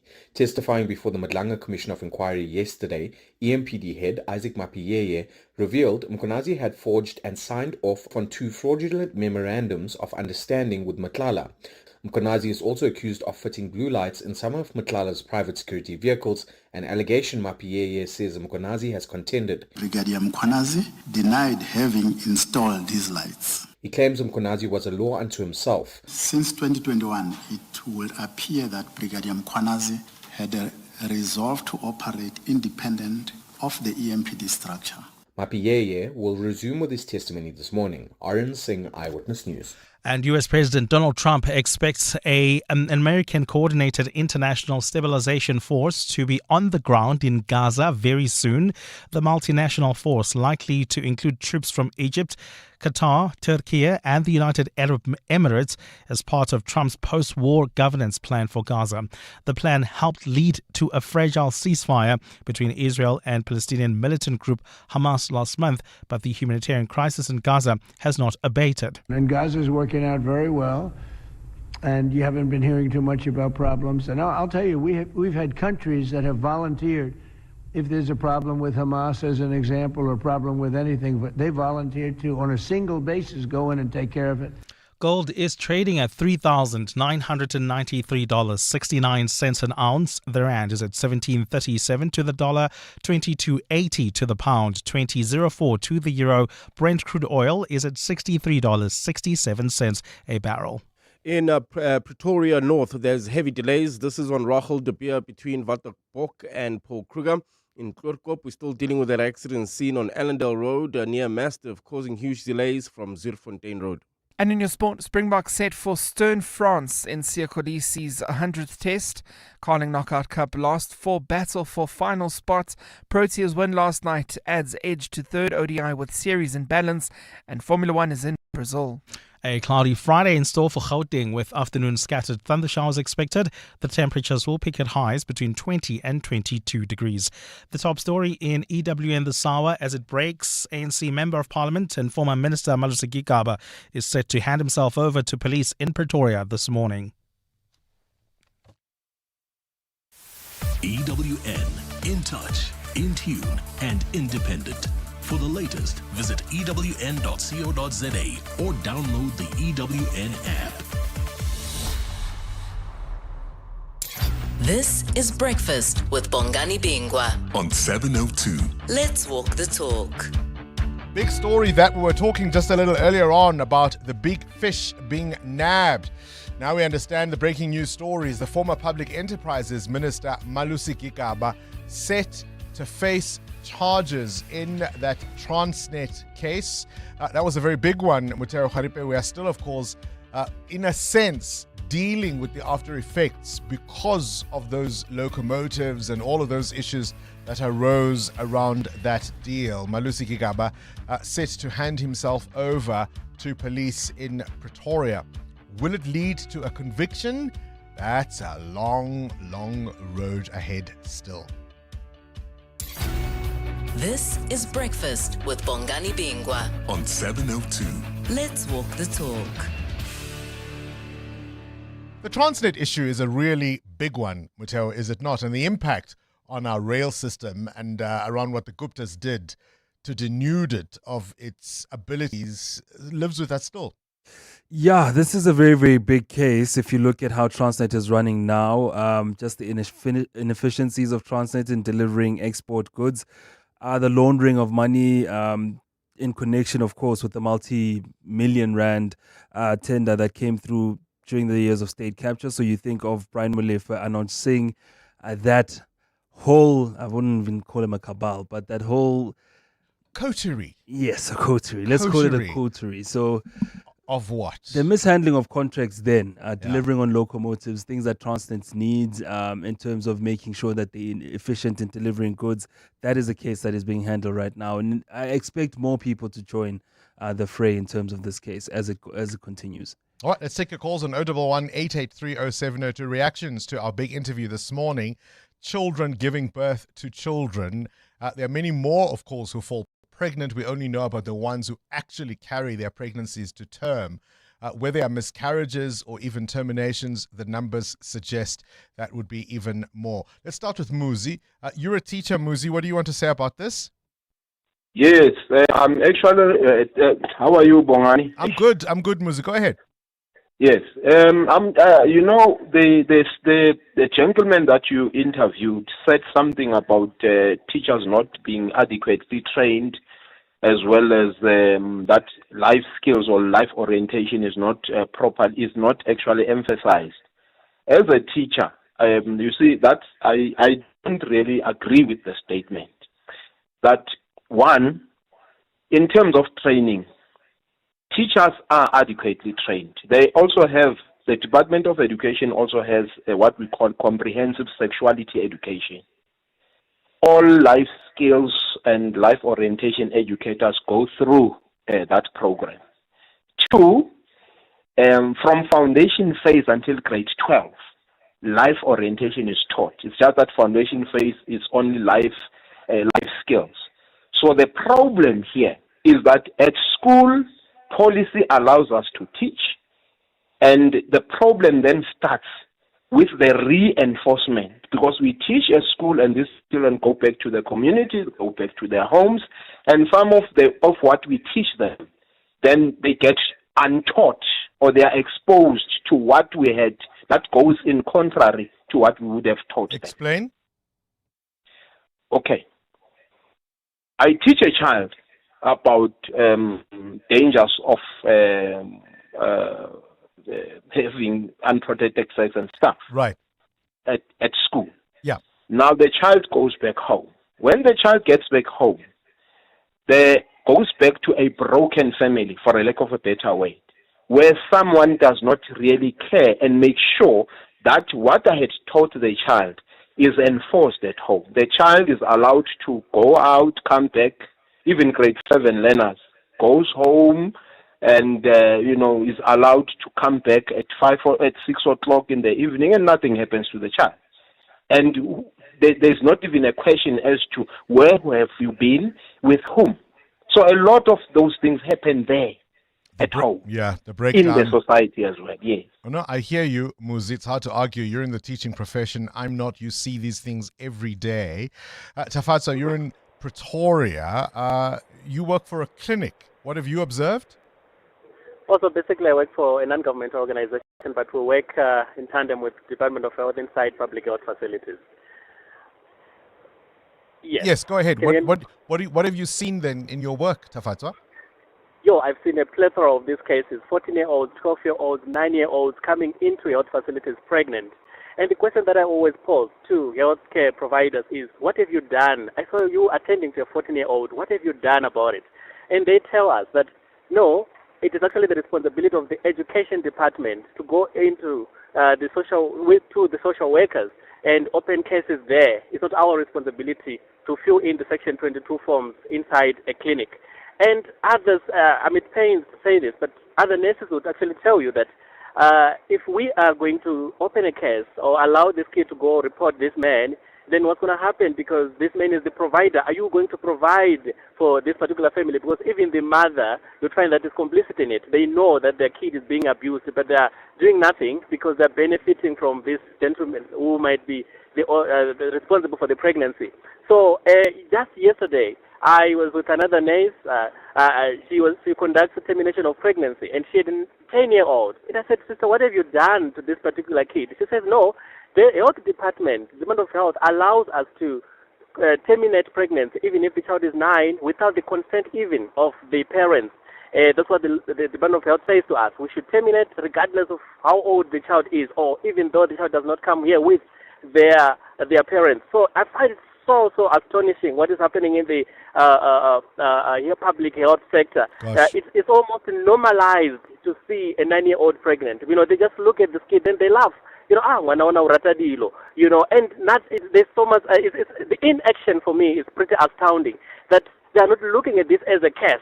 They are looking at it just as a moral issue in society. These kids, they love things, but then no one really attends to what needs to happen. What is my duty? To see to it that this child who is 9-year-old has received. Bongani, I work in plethora of health facilities. This is not an isolated case at one clinic. It's 5 clinics, and I am presented with these cases each and every day. But when you speak to nurses who are having first-hand contact with these kids, they more or less are inactive in it. More or less, they don't want to. Some even said, if I open a case for this child, I don't need to testify myself in court. And I don't want that, because now I need to go to court and testify and give evidence, blah, blah, blah. So you can clearly see that even health professionals themselves, they are not eager to see to it that law takes its course. Gosh, Tafaz, appreciate that call. Whatever happened to do no harm? Whatever happened to that? Bongani, I wanted to just clarify one thing around this kid's being pregnant and hiding it and we not seeing it. My younger sister fell pregnant at the age of 15. We found out the day she was giving birth. Can you believe it?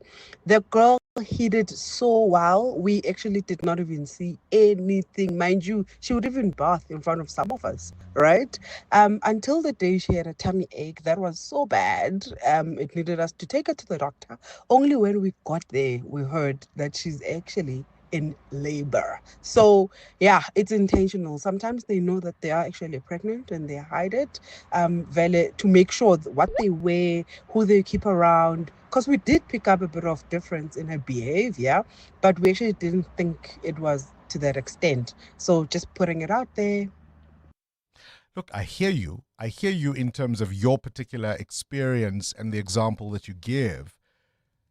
But can it be 2,000 young girls, some as young as 10, were able to do exactly the same? Do you see my conundrum? And I'm curious about what happened to the father of that baby, right? Of that 15-year-old you've just told us about. I'm curious about whether or not there was ever a case of any kind opened. That's the problem, you see. We are all just turning away, and that's why I insisted we have a look at that issue, because it's one we dare not avoid. We dare not look away from. EWN Traffic. 16 after 8, the CWN Traffic brought to you by Outsurance. SMS out to 45142 now, and you could save on your car insurance. If you don't, ask them for 500 Rand. There are major delays in Pretoria North. Garabo, what's going on? Yeah, heading towards the Pretoria CBD, Pretoria North, heavy delays on Rachel de Beer between Waterpoort and Paul Kruger. Heading towards the Joburg CBD, also slow-moving traffic on the M2 westbound. That's coming from the Germiston area between Heidelberg Road and the Crown Interchange. Kleurkoop, we're still dealing with that accident scene. Allendale near Mastiff, causing huge delays from Zierfontein Road. And in Boksburg, also expect about a 20-minute delay. And this is on Van Dyke Road between Airport Drive and Main Reef Road. If you come across any other traffic issues, please WhatsApp us on 072-702-1702. There's more EWN on air, online, and on the EWN app. You could spend 10 minutes on social media or get a 10-minute quote from Outsurance that could save you thousands on your car insurance. SMS out to 45142. Like 55-year-old Andre, who now pays a mind-blowing 776 Rand a month for his 2024 Toyota Urban Cruiser. With Outsurance, you get to enjoy benefits like panic assistance that sends the nearest medical or armed response unit to you wherever you may be, 24/7 with just a tap on the app. SMS out to 45142. After switching, 55-year-old Stefan now pays only 611 Rand a month for his 2024 Suzuki Jimny. Outsurance is so confident that they can beat what you're currently paying. So why not put them to the test? If Outsurance can't beat what you're paying, ask them for 500 Rand. Make that 1,500 Rand if you've been claim-free and with the same insurer for 3 years. Savings or cash, you have nothing to lose. SMS out to 45142. That's out to 45142. Outsurance, licensed insurer and FSP. TCs and information online. Limits apply. This is Breakfast with Bongani Bingwa on 702. Let's walk the talk. 18 minutes after 8, the D20 Correspondence Desk on 702, proudly brought to you by RMB and FNB divisions of First Rand Bank Limited. So, as you know, finance, industry, infrastructure all shape the speed and fairness of the global energy transition. And while green finance is becoming well understood, what does transition finance actually mean, particularly in the African context? So much of what is already established in developed countries still needs to be done here. Can we make that transition soon? Today we're joined by Nigel Beck, who is the head of Sustainable Finance and ESG at RMB, to unpack the key outcomes of the B20 on energy mix and just transition task force, and to explore what this really means in the African context. Nigel, a very good morning to you and welcome to 702 Breakfast. Thank you. Thanks. Good being here. So you're not our usual correspondent on the G20, but we've got, 15 or so days until, of course, the big pizzazz happens in Johannesburg. But in the build-up to that, there's a lot of work being done behind the scenes. Tell me, firstly, about the B20 task force, particularly when it comes to green energy and transition finance. So yes, I mean, I sit and kind of work with the B20 Energy Mix and Just Transition Task Force, and there's been essentially 3 main recommendations that's coming out of that task force, which will obviously be delivered in 15 days as part of that B20 and G20 conference. The first of these is mobilizing transition finance. So the idea is that we need to increase international financing for transition from about $45 billion to $330 billion by 2040. So a lot of money needs to start moving in this direction. And obviously within Africa, we need to capture our fair portion of that. Is there still any discussion around, well, hang on a minute, we need to catch up with the rest of the world in terms of our development? Why is it that the largest emitters who've had 100 years of polluting the planet are the ones now setting that agenda? Is that still a discussion point? I think that's always going to be a discussion point, but I think we're getting to a position where there's the idea of trying to mobilize capital from the global north to the global south. So essentially, how do you start moving the money into Africa and other emerging markets and developed countries to be able to kind of almost subsidize that transition, which helps us, but obviously taking into fact the human considerations as well. What is the impact, socio-economic impacts of that transition, communities, supply chains, employees as well. If we look at it as a glass half full, you're a financier. Are there opportunities where perhaps technologies might come on stream that almost leapfrog that development process? And do you watch some of these with excitement? Are there any things that you think, oh my gosh, actually this presents some opportunities for Africa in particular? So I think that's one of the benefits we have in the continent is that, we're not as developed as some other countries. So we're not as entrenched with certain kind of systems and technologies as you talk about.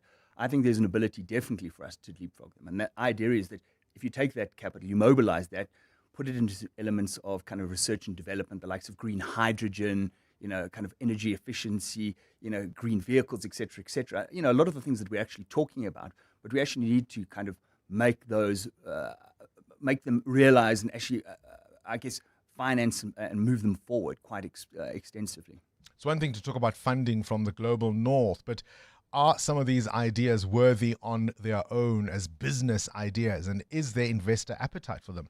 So there's strong investor appetite for them. So I think what we found is if you look at kind of green finance, and I think everybody understands green finance, the financing of renewable energy, green buildings, everybody's fairly comfortable with that. If we look at transition finance, so transition finance is essentially the financing of the decarbonization of fossil fuel intensive companies or what we call hard to abate sectors. So that's kind of the energy sector, petrochemicals, cement and the like. There's a lot of investor interest in how do you finance and invest in specific opportunities there. And I think what we're starting to see is there's a lot of innovation in that space. So for me, that's quite an interesting space to watch over the next 5 years is the transition finance element and how do we kind of work closely with those fossil fuel intensive companies on their journeys to net zero. So from an R&B point of view, are there exciting projects that you can talk about? Are there any standout things that are in the pipeline? So I think from an R&B perspective, what we're trying to do is we're trying to essentially catalyze transition finance. So we're trying to be that conduit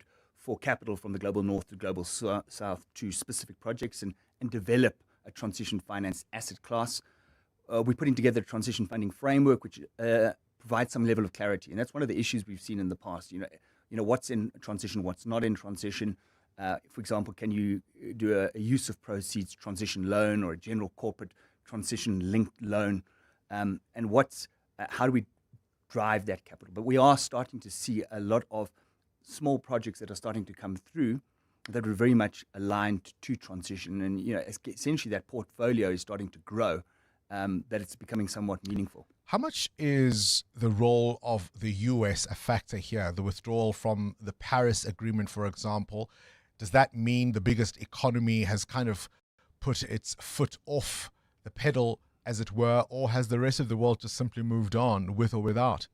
Yeah, so, obviously, the US being a big economy, they do impact, the global narrative. And I think to some degree, there's been a lot of miscommunication with regards to what they're trying to do and where the rest of the world is. My perception, and having worked extensively with the rest of the banks globally, is everybody's continuing as normal. So, if you think about even China, China stepped up to the plate extensively. Europe's continuing with what they're doing. The interesting thing is, actually, probably 10 years ago, China weren't at the table. Now they're actually leading the discussions on the green. Most of electric vehicles, batteries, renewable energy actually coming out of China. So there's a commercial imperative Yeah. for most of these countries. So there is a business case to be made, and whenever there's a vacuum, somebody is going to fill it. Appreciate your time. Nigel Beck is the head of sustainable finance and ESG at RMB. Hosted for the first time on the African continent, this G20 in 2025 will focus on solidarity, equality, and sustainability. And the G20 Correspondence Desk brings you the latest news and insights around the summit. And it's proudly brought to you by RMB and FNB, divisions of First Rand Bank Limited, an authorized financial services and registered credit provider. 702, The World View with Adam Gilchrist. Let's catch up now with news from elsewhere in the world. Talking about a just transition, Adam. COP30 turning up the heat. Good morning. Good morning. Yeah, turning up the heat on Donald Trump and indeed others, and those who haven't turned up. There are only a few dozen world leaders who've turned up for this. Donald Trump is not there, but then it's only last month he was at the United Nations, the American president, saying that climate change was the biggest COP ever. This got a response from the Brazilian president. It is being hosted in Belém in Brazil, the COP30. President Lula da Silva saying, extremist forces are fabricating fake news and condemning future generations to life on a planet altered forever by global warming. So take that, Mr. American President. The leaders of Chile and Colombia went further than that. They called Donald Trump a liar specifically. And it's not just Donald Trump is not there. The leaders of India, Russia, and China are not there either. And indeed, most of the countries who've turned up and who have leaders present and who are making the right noises don't have a plan. The UK, which does have a plan, did not commit to the rainforest alliance that President Da Silva has been putting together. In other words, although the UK is making the right noises, again, isn't putting its money where its mouth is. There are a lot of countries in that position.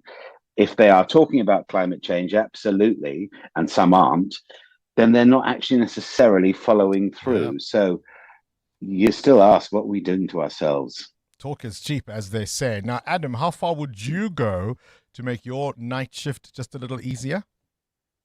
Yeah, a nurse in Germany may have gone just a little bit too far, convicted now of the murder of 10 patients and the attempted murder of 27 others. You had Daisy DeMelker, I believe, 100 years ago. We had Harold Shipman 30-odd years ago. So, murdering medics. This medic in Germany, as yet unnamed, I have to say. But prosecutors say he injected his elderly patients with painkillers and sedatives, and obviously over strong doses. And a lot of people are entering into the final stages of life, but that doesn't mean he can end their life. He did it to ease his workload during overnight shifts. He'd rather look after 5 patients than 10, for instance. He carried out these killings over only a 6-month period and ended in May last year when he was caught. So 37 victims, 10 of them dead. And perhaps the reason we don't know his name, although they're not discussing it openly, is that investigators in Germany are looking into other cases, other suspicious cases. So maybe they don't want to compromise that investigation or that series of investigations just yet. Goodness, might he have been sharing notes is the question. Now, Adam, the Collins Dictionary word of the year is not quite delulu. No, it's and obviously being lexicographers and language experts, naturally they've come up with 2 words. It's not a word of the year, but anyway, this seems to be the way it's happening at the moment. The Collins chosen term is vibe coding. I confess I have never used that term. In fact, I had no idea what it was until I read that the Collins Dictionary had chosen it. Apparently, obviously, you'll be in the know, Bongs, and obviously listening right now, you will know. It means ordinary spoken language given to AI to generate code. In other words, somebody doesn't know what they're doing to code a website or an app or something like that. You can simply speak plainly to artificial intelligence and it will then sort it out for you. So getting the vibe coding correct. Other words in the shortlist, which I confess I prefer all of them to vibe coding. Henry, which is an acronym for high earner, not rich yet. You could probably also have a Lenry. Coolcation, which is a holiday somewhere cold, as in even colder than the UK. And actually my favorite, going back to the tech world as well, is clanker. Any tech device that really hacks you off. What a clunker. Isn't that all of them actually thinking about it? We'll have to leave it there for this morning's Worldview with Adam Gilchrist. EWN Business. Not quite vibe, but money or business coding. That's what Muteo Kharipe does. Very good morning to you again, Muteo. SAPI reporting an annual loss and not giving any dividends. No payout to shareholders. Things aren't going as well for SAPI. The paper and packaging company says it was hit by operational disruptions, geopolitical tensions, and a heavier debt burden. SAPI reported a full-year loss of $177 million or 3 billion rand for the year ended in September, mainly due to weak markets and restructuring costs. The company plans to cut capital spending for the next 2 years. SAPI has also suspended dividend payouts for its shareholders. SAPI has been impacted by trade wars and tight Asian competition, causing its market value to more than half this year. Truworths banking on the UK. Yeah, and they have to, because they say consumers in this market, South Africa, not coming to the shops. Truworths says it's had to lean on its UK business to improve earnings as South African consumers cut back on spending. The company has reported a flat group sales of 7.2 billion rand for the first 18 weeks of its 2026 financial year.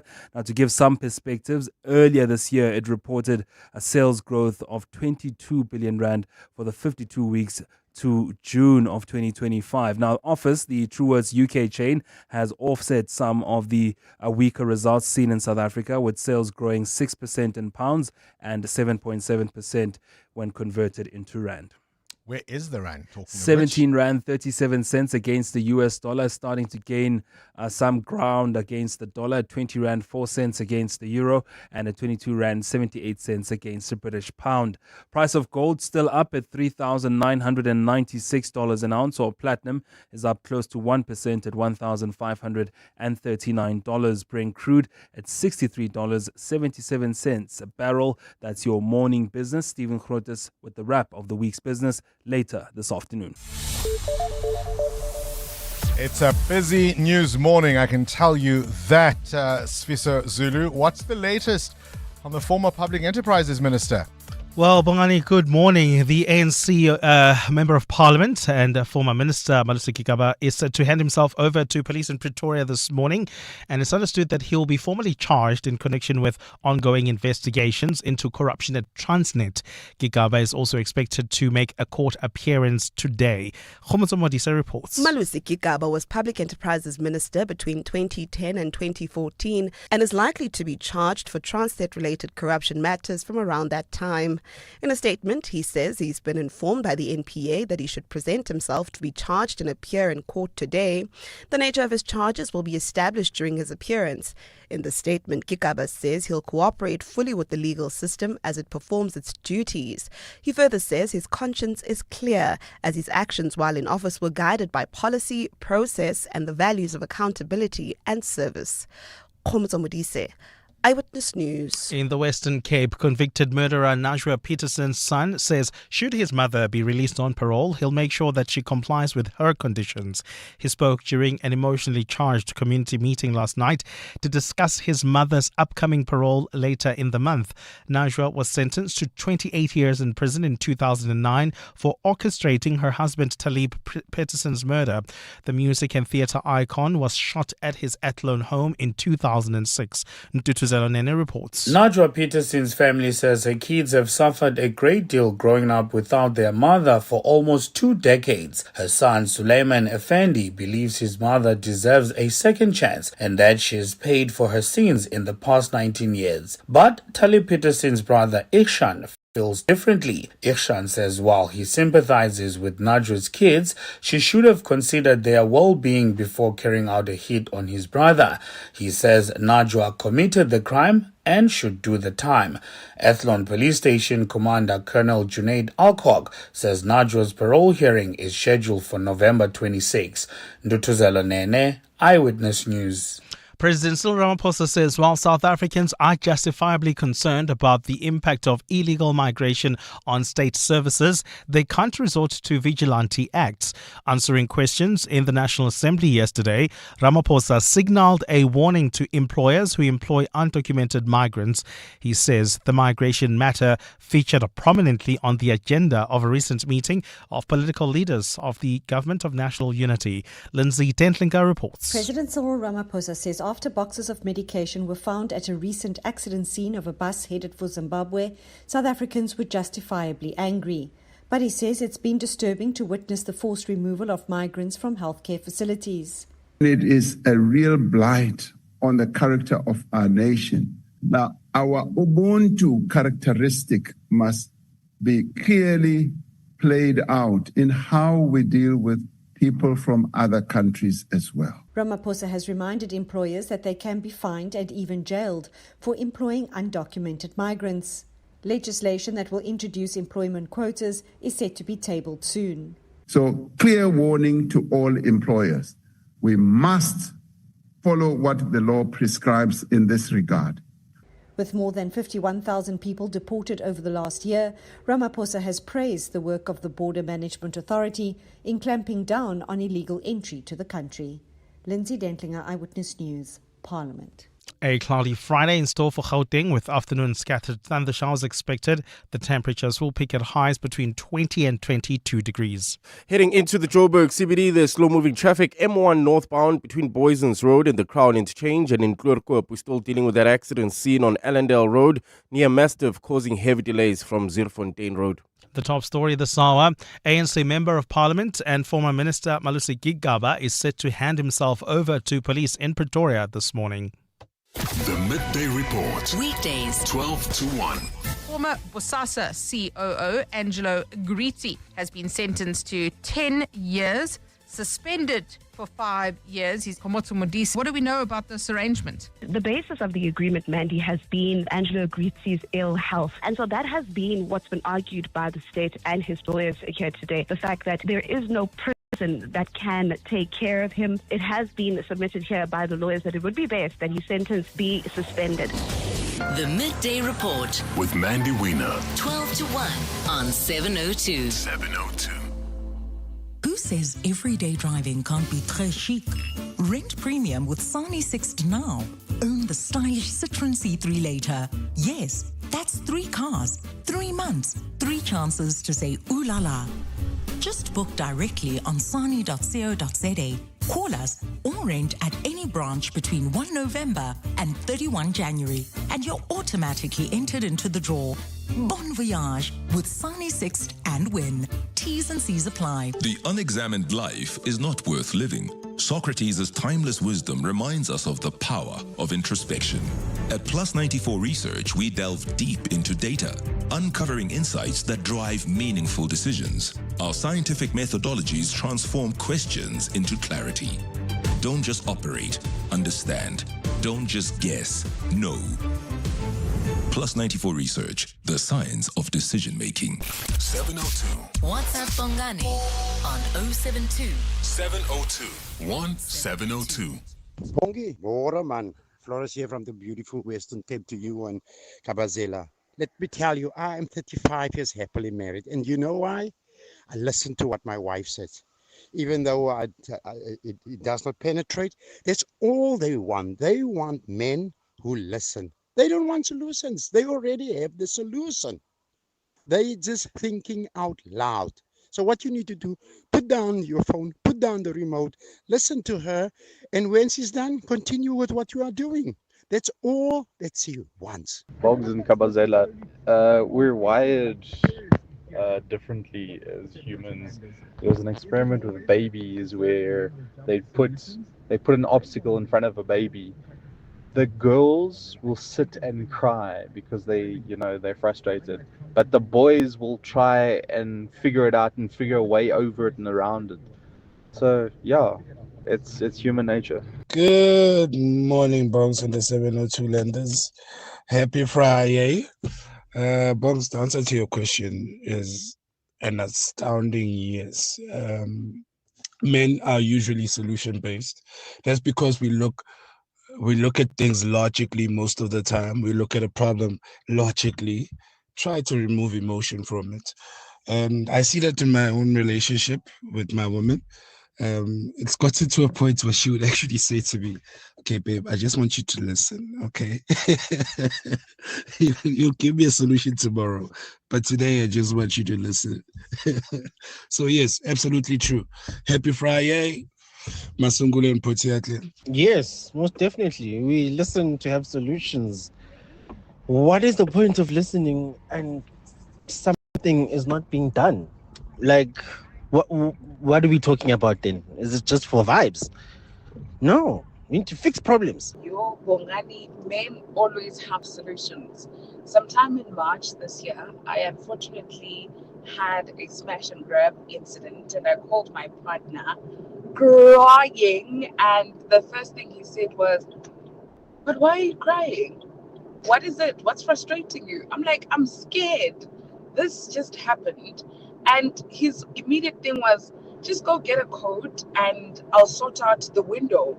And my thing was, it's not about that. I don't want to talk about fixing the window now. I just want you to listen to me. I just had the most frightening incident. And his thing was, "Hey, it happened, but you're still alive. Let's get that window sorted." Yo. You wanted to smack him, did you not? I'm just a little uncomfortable with the idea that it's only men or mostly men who seek solutions, who are logical thinkers. I don't know what you are trying to suggest there. I think women are just as logical. Perhaps we may approach things differently. We're socialized, certainly, to think differently. Is it always true across the board? Not necessarily. I bet you there are enough men who've also wanted to be listened to be heard, and to tell their long tales, and have found an unsympathetic ear in a female partner who was ready to solve instead of just listening. I think it's a human thing. And also, we've got to be clear, there's ways in which our partners will deal with us that our friends might not. And sometimes I think that's what's at issue here, rather than is it a man or a woman. That's my feeling. What's yours? EWN Sport. Anthony, how good a listener are you? I would, I don't know. I get easily distracted and I get bored when people try to explain things to me. So I might not be Anthony. great. I'm not a solutions you sort of giver. zone out? Oh, totally. You have no idea. So I'm not a solutions That's what giver. that look is. That is precisely what that look is.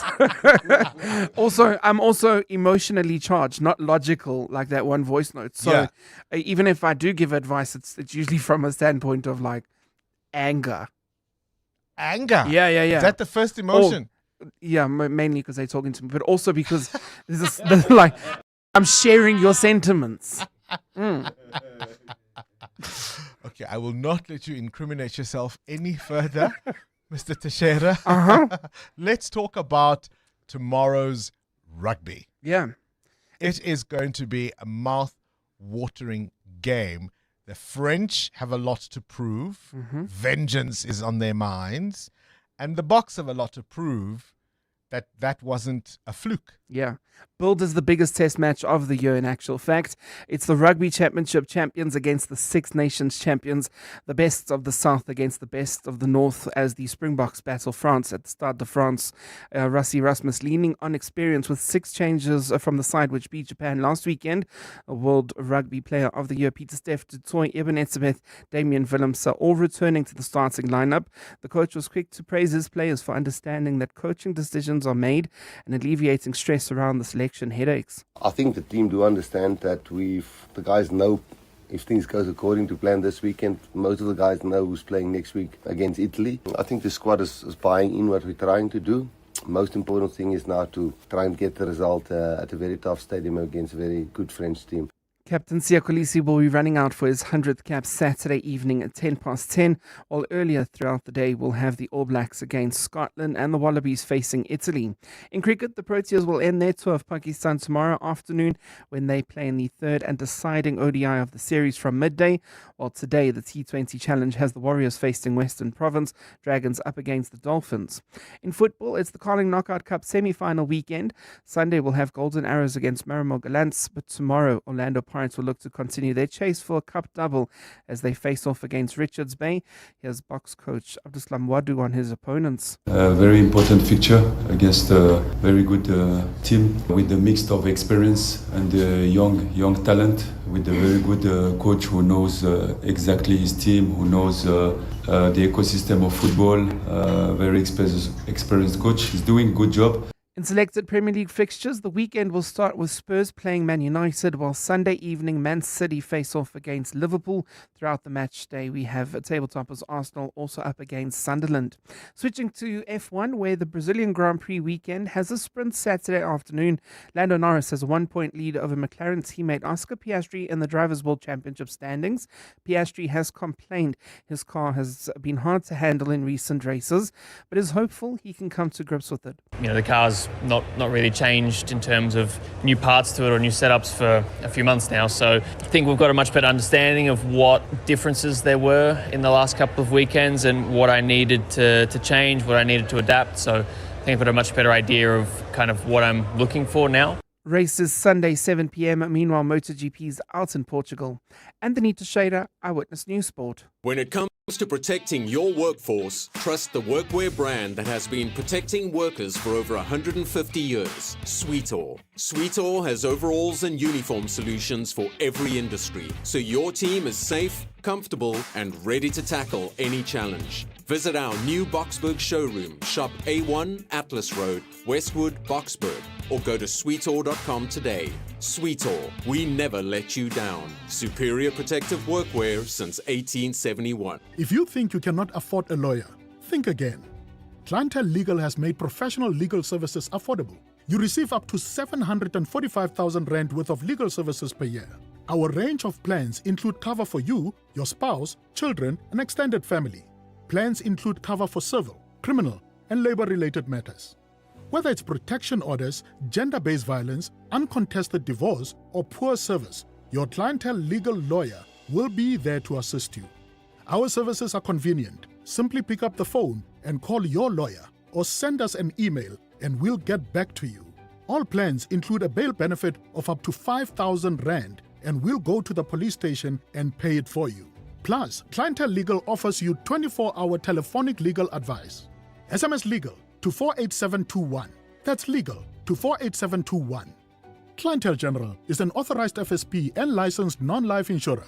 T's and C's online. Standard rates apply. EWN Traffic. Right, let's wrap up the morning's traffic. It's been a relatively busy Friday, Karabo, but not too bad. Yeah, not too bad. We hardly had serious accidents reported. A good Friday, I must say. However, we still have delays. It is still peak hour traffic heading into the Joburg CBD. Slow-moving traffic, M1 northbound between Boysons Road and the Crown Interchange, Calvin Alex area. Roadwork still causing heavy delays. This is on the N3 northbound between London Road and the Butler Interchange in Kloorkop. We still have that accident scene causing huge delays on Allendale Road near Mastiff, and in Sunwood Park, Boksburg, traffic pressure due to roadworks. N17 westbound approaching Rondebolt. If you come across any other traffic issues, please WhatsApp us on 072 702 1702. There's more EWN on air, online, and on the EWN app. Ready to sell your vehicle? We Buy Cars goes above and beyond to make it simple, quick, and rewarding. Sell your car, bike, boat, or bakkie for a great price with instant payment. Trading in or buying next? Explore over 12,000 vehicles, plus get flexible finance and cover options at webuycars.co.za or at any branch. We Buy Cars, the best way to buy or sell. Access to the internet is vital for any country to grow. That's why the recent 6.75 billion rand digital infrastructure deal that Standard Bank Corporate and Investment Banking facilitated between Telkom and an Actis-led consortium is so transformational for South Africa. It unlocks growth and provides internet access to underserved communities who will now have access to the internet for the very first time. Search CIB Stories of Impact to watch the full story. Standard Bank is an authorized FSP and registered credit provider. T's and C's apply. Hi, this is Alia Itzebet, Hollywood Bet's brand ambassador. A reminder that you can still shoot for the stars while playing responsibly. If you or someone you know needs help, call the South African Responsible Gambling toll-free counseling line on 0800 006 008 or WhatsApp help to 076 675 0710. Hollywood Sportsbook is a licensed betting operator. Hollywood Bet supports responsible gambling. No persons under the age of 18 years are permitted to gamble. Winners know when to stop. Coming up On the Clement Manyatela Show on 702. Well, the moment we've been waiting for all week. We promised you would walk away with a brand new car. That moment has arrived. Yeah. It has arrived. But before we get to it, let's find out what's on the Clement Manyatela Show between 9 and 12. Tabashala Mashao is in the hot seat. Yeah, boy. Very good to see you as always. Lovely to see you, Bombos. Clement out for the day then. Hey. Clement out for the the day Clement then. is not here for the day. I think on Monday as well. He's not here. I'm not too sure. But you know him. But you are here. Globetrotter. I'm here. That's all that matters now. All right, tell us what's on the show. Couple of things. Obviously, we'll speak about Malusi Gigaba. How is that? Hey, busy. My goodness me, this So, country. We've got Malusi Gigaba to hand himself over to Yeah. police. I'm Yeah. seeing reports. Yeah. They're going after Senzo Mkunu's devices. Goodness me. He must hand over everything. Oh my His laptops, goodness. his tablets, his phones. Yeah. What would they find in yours, hey? Stuff that they shouldn't know. But let me tell you quickly what's coming up. We'll touch on that on the open line, especially Malusi Gigaba. We understand it's got something to do with those locomotives. And Brian Molefe may be or may not be in one of those links, but we'll hear as the case unfolds. We'll try to delve into that. And then obviously we've got our relationship focus much later on the show. And we're asking, why is it that couples go to counseling so late? The research shows that couples consider counseling only after 3 years after the problems have kicked off. Can I tell you one of the best bits of advice I ever received were from two very dear friends of mine who very quickly after starting their relationship, so there were no problems. This was the honeymoon phase. This is when they couldn't keep their hands off each other, etc., etc. And almost in an arrogant, confident way, decided to go see a therapist. Because they thought they had nothing to solve. But when those problems come, what might we do one day? And they say, and I think they've been together for 10 or odd something years, married now. And they say it was one of their best decisions because although they didn't think they had problems, there were lots of issues. Even when things were good. There were lots of things bubbling under the surface. Because what you do, obviously, at the start of the relationship, you project what you want this person to be rather than who they are. And so even as you see red flags, you ignore them. And obviously, over time, you can't any longer. You can only do so for so long. And then it explodes. And so they recommend if you meet someone and you really think you've got a chance with them, go get What if you go spoil get it out by of the going way. to counseling?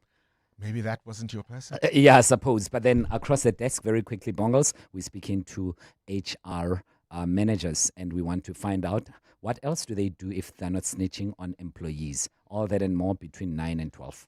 Then the 11 o'clock hour? I What have we- said relationship focus. I started Oh, with that. okay. And that, I thought you can't 'cause catch me sometimes out, it's bro. always it's not always spicy. Then I tell you.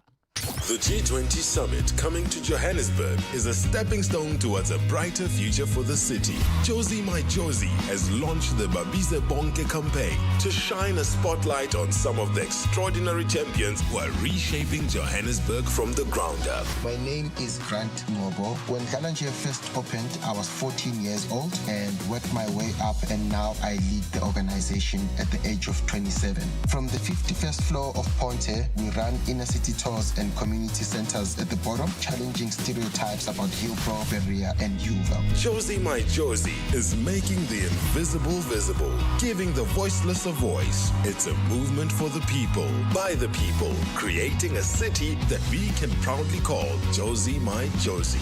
Come see how Josie does it. A city that's alive, ready, and rising. Prime Media and 702 are proud sponsors of Josie My Josie. Josie My Josie, Babize Bonke champion Grant Ngobo is going to be on Weekend Breakfast just after 8 a.m. on Sunday morning. Business Outsurance are experts in business insurance for real estate agencies, law firms, computer services, and more. Yakolin? We saved a lot of money when we switched over from another insurance company to Business Outsurance. We've had some claims and they were friendly and efficient and paid out when they promised. Switch to Business Outsurance and you could get a massive 20% discount on your business insurance premium. Visit outsurance.co.za. Switch and save today. Licensed insurer and FSP. TCs and information online. Your office is more than just a place to work. It's a reflection of your success. At Desk and Chair, we help you elevate your workspace with locally manufactured desks and a wide range of chairs to suit your style and budget. Our expert consultants are with you every step of the way, from planning to delivery and assembly. Visit our showroom in Midrand or shop online at deskandchair.co.za. Desk and Chair. Think, feel, work better. PSG Asset Management sees opportunities others have missed. Like that stock, once up, now down. We thought good price and started our in-depth research there. Turns out it was a quality undervalued company working hard to restore market confidence to deliver soaring returns when they did. Because for us, a good price is just the beginning. To partner with us, contact your financial advisor or visit psg.co.za. PSG Asset Management Pty Limited is an authorized financial services provider and part of PSG Financial Services Group, a licensed controlling company. To win a JQ J5 Vortex with Swiper by Absa Rewards and 702. Well, you know how nail-biting it was all of last week. We played the Absa Swiper Vault on 702. Today we find out which Absa Rewards member will drive away with a brand new JQ J5 Vortex plus 3 months premium car insurance from Absa Insurance. It could be you, so stay tuned to 702. Your story matters. Absa is an authorized FSP and registered credit provider. T's, C's, and more on primemediaplus.com. Who can forget the winners? Monday last week, Mulatehi won 30,000 Rand. Sipho, 30,000 Rand. I think Kobisani won 26,000 Rand. Priscilla and Mahmoud won 30,000 Rand each. Remember this moment of excitement? Welcome to Swiper Vault with Absa Rewards. The vault is now open. 10,000 Rand. 2,000 Rand. 3,000 Rand. 4,000 Rand. 6,000 Rand. Swipe. Of course, this thrilling competition was open to all Absa Rewards members. So anybody who entered the Absa Swiper competition between the 20th of October until now stands a chance to win. You can still do so, in fact, until the 7th of November because there are more cars to still be won. Today, it's all the verified entrants with a valid driver's license who are in the running. So the random draw is being done right now. If you can watch us on our live stream, producer Bapelile has a little bowl with all the names in there. And I'm just tossing and twirling them. You can check us out on our YouTube stream now. I've got a name. Oh, it slipped out. I've got another name. I've got a name. And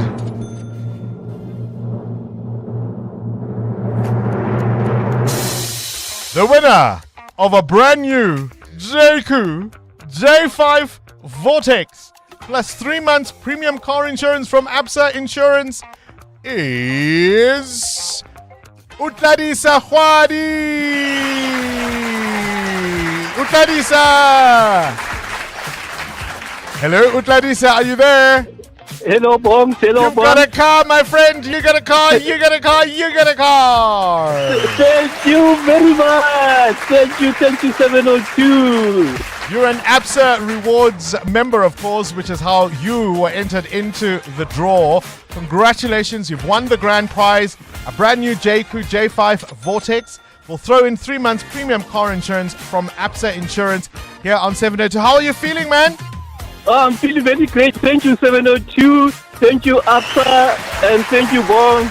You made my year. You made my year. Where are you going to drive it to first? Botswana. You're going to drive it to... Who are you going to go? I'm going to take it to my grand. Yeah. Your grand is in Botswana? Yes, yeah. Okay, go see Coco. We absolutely love that kind of story. Utladisa, congratulations for being our ultimate prize winner of a brand new JQ J5 Vortex in the ABSA Swiper Vault. You can still enter to win more cars if you're an ABSA Rewards member. You can do so until the 7th of November. 702 podcasts are on 702.co.za. Wait a minute, it is the 7th of November today. Hey, Batung, it's a Friday. It's been a long week. Boma Lucy are handing themselves over to police. Mkunu's handing over his devices. I need a weekend. See you bright and early on Monday morning. It's 9 o'clock. This is EWN. Good morning, I'm Sfiso Zulu. It's the developing story this hour.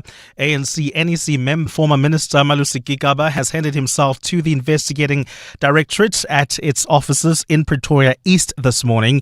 The Member of Parliament faces allegations of state capture-related corruption, reportedly stemming from his tenure as Minister of Public Enterprises. It's understood that Gigaba will be formally charged as part of an ongoing investigation into corruption at Transnet. He's also expected to appear before the Specialized Commercial Crimes Court in Pretoria this morning later. Khomotso Modise reports. Malusi Gigaba was Public Enterprises Minister between 2010 and 2014 and is likely to be charged for Transnet-related corruption matters from around that time. In a statement, he says he's been informed by the NPA that he should present himself to be charged and appear in court today. The nature of his charges will be established during his appearance.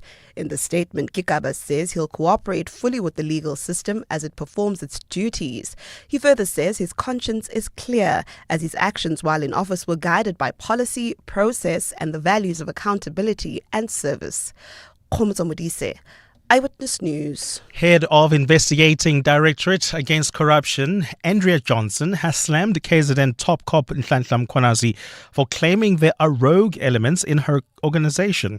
She says Mkhwanazi could have endangered the lives and the work of IDEC officials by claiming they are rogue without any evidence.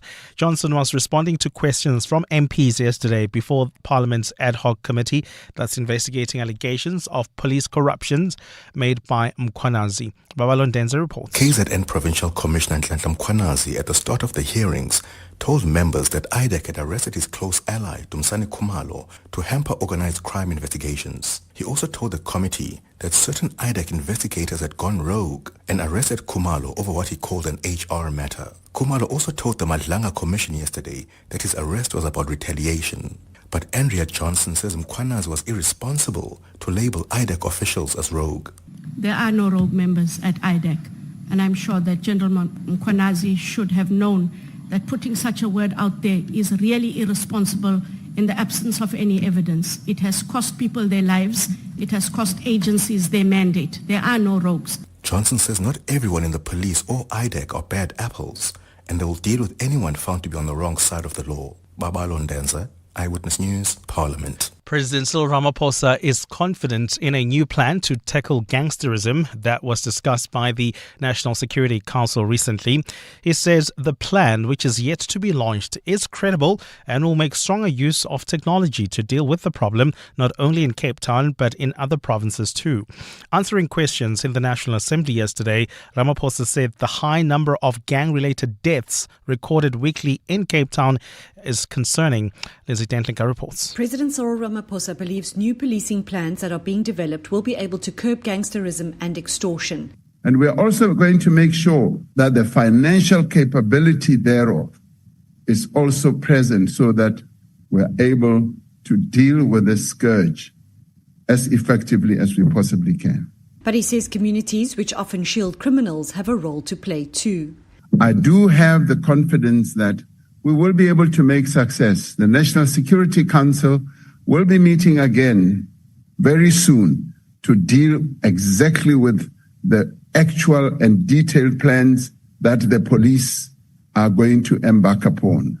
Ramaphosa says government is grappling with the root causes of gangsterism, which include unemployment and a sluggish economy. Lindsay Dentlinger, Eyewitness News, Parliament. In the US, forces have struck another alleged drug trafficking boat in the Caribbean, killing 3 people. This brings to at least 70 the death toll from Washington's controversial anti-narcotics campaign. The US began carrying out the strikes, which experts say amount to extrajudicial killings, even if they target known traffickers taking aim at vessels in the Caribbean and Eastern Pacific.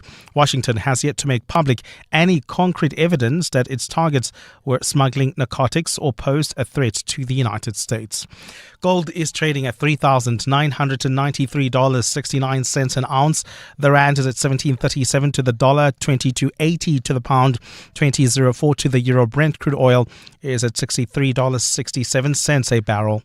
Edenville heading into Bedfordview. Traffic is a bit sluggish. This is on the R24 westbound between Edenville Road and the Giluli's interchange, and in the Calvin Alex area. Roadwork still causing heavy delays on the N3 northbound between London Road and the Patlu interchange. A cloudy day in store for Gauteng this Friday, with afternoon scattered thunder showers expected. The temperatures will peak at highs between 20 and 22 degrees. The developing story in EWN this hour: ANC NEC member and former Minister Malusi Gigaba has handed himself over to the investigating directorate at its offices in Pretoria East this morning. EWN, in touch, in tune, and independent. For the latest, visit ewn.co.za or download the EWN app.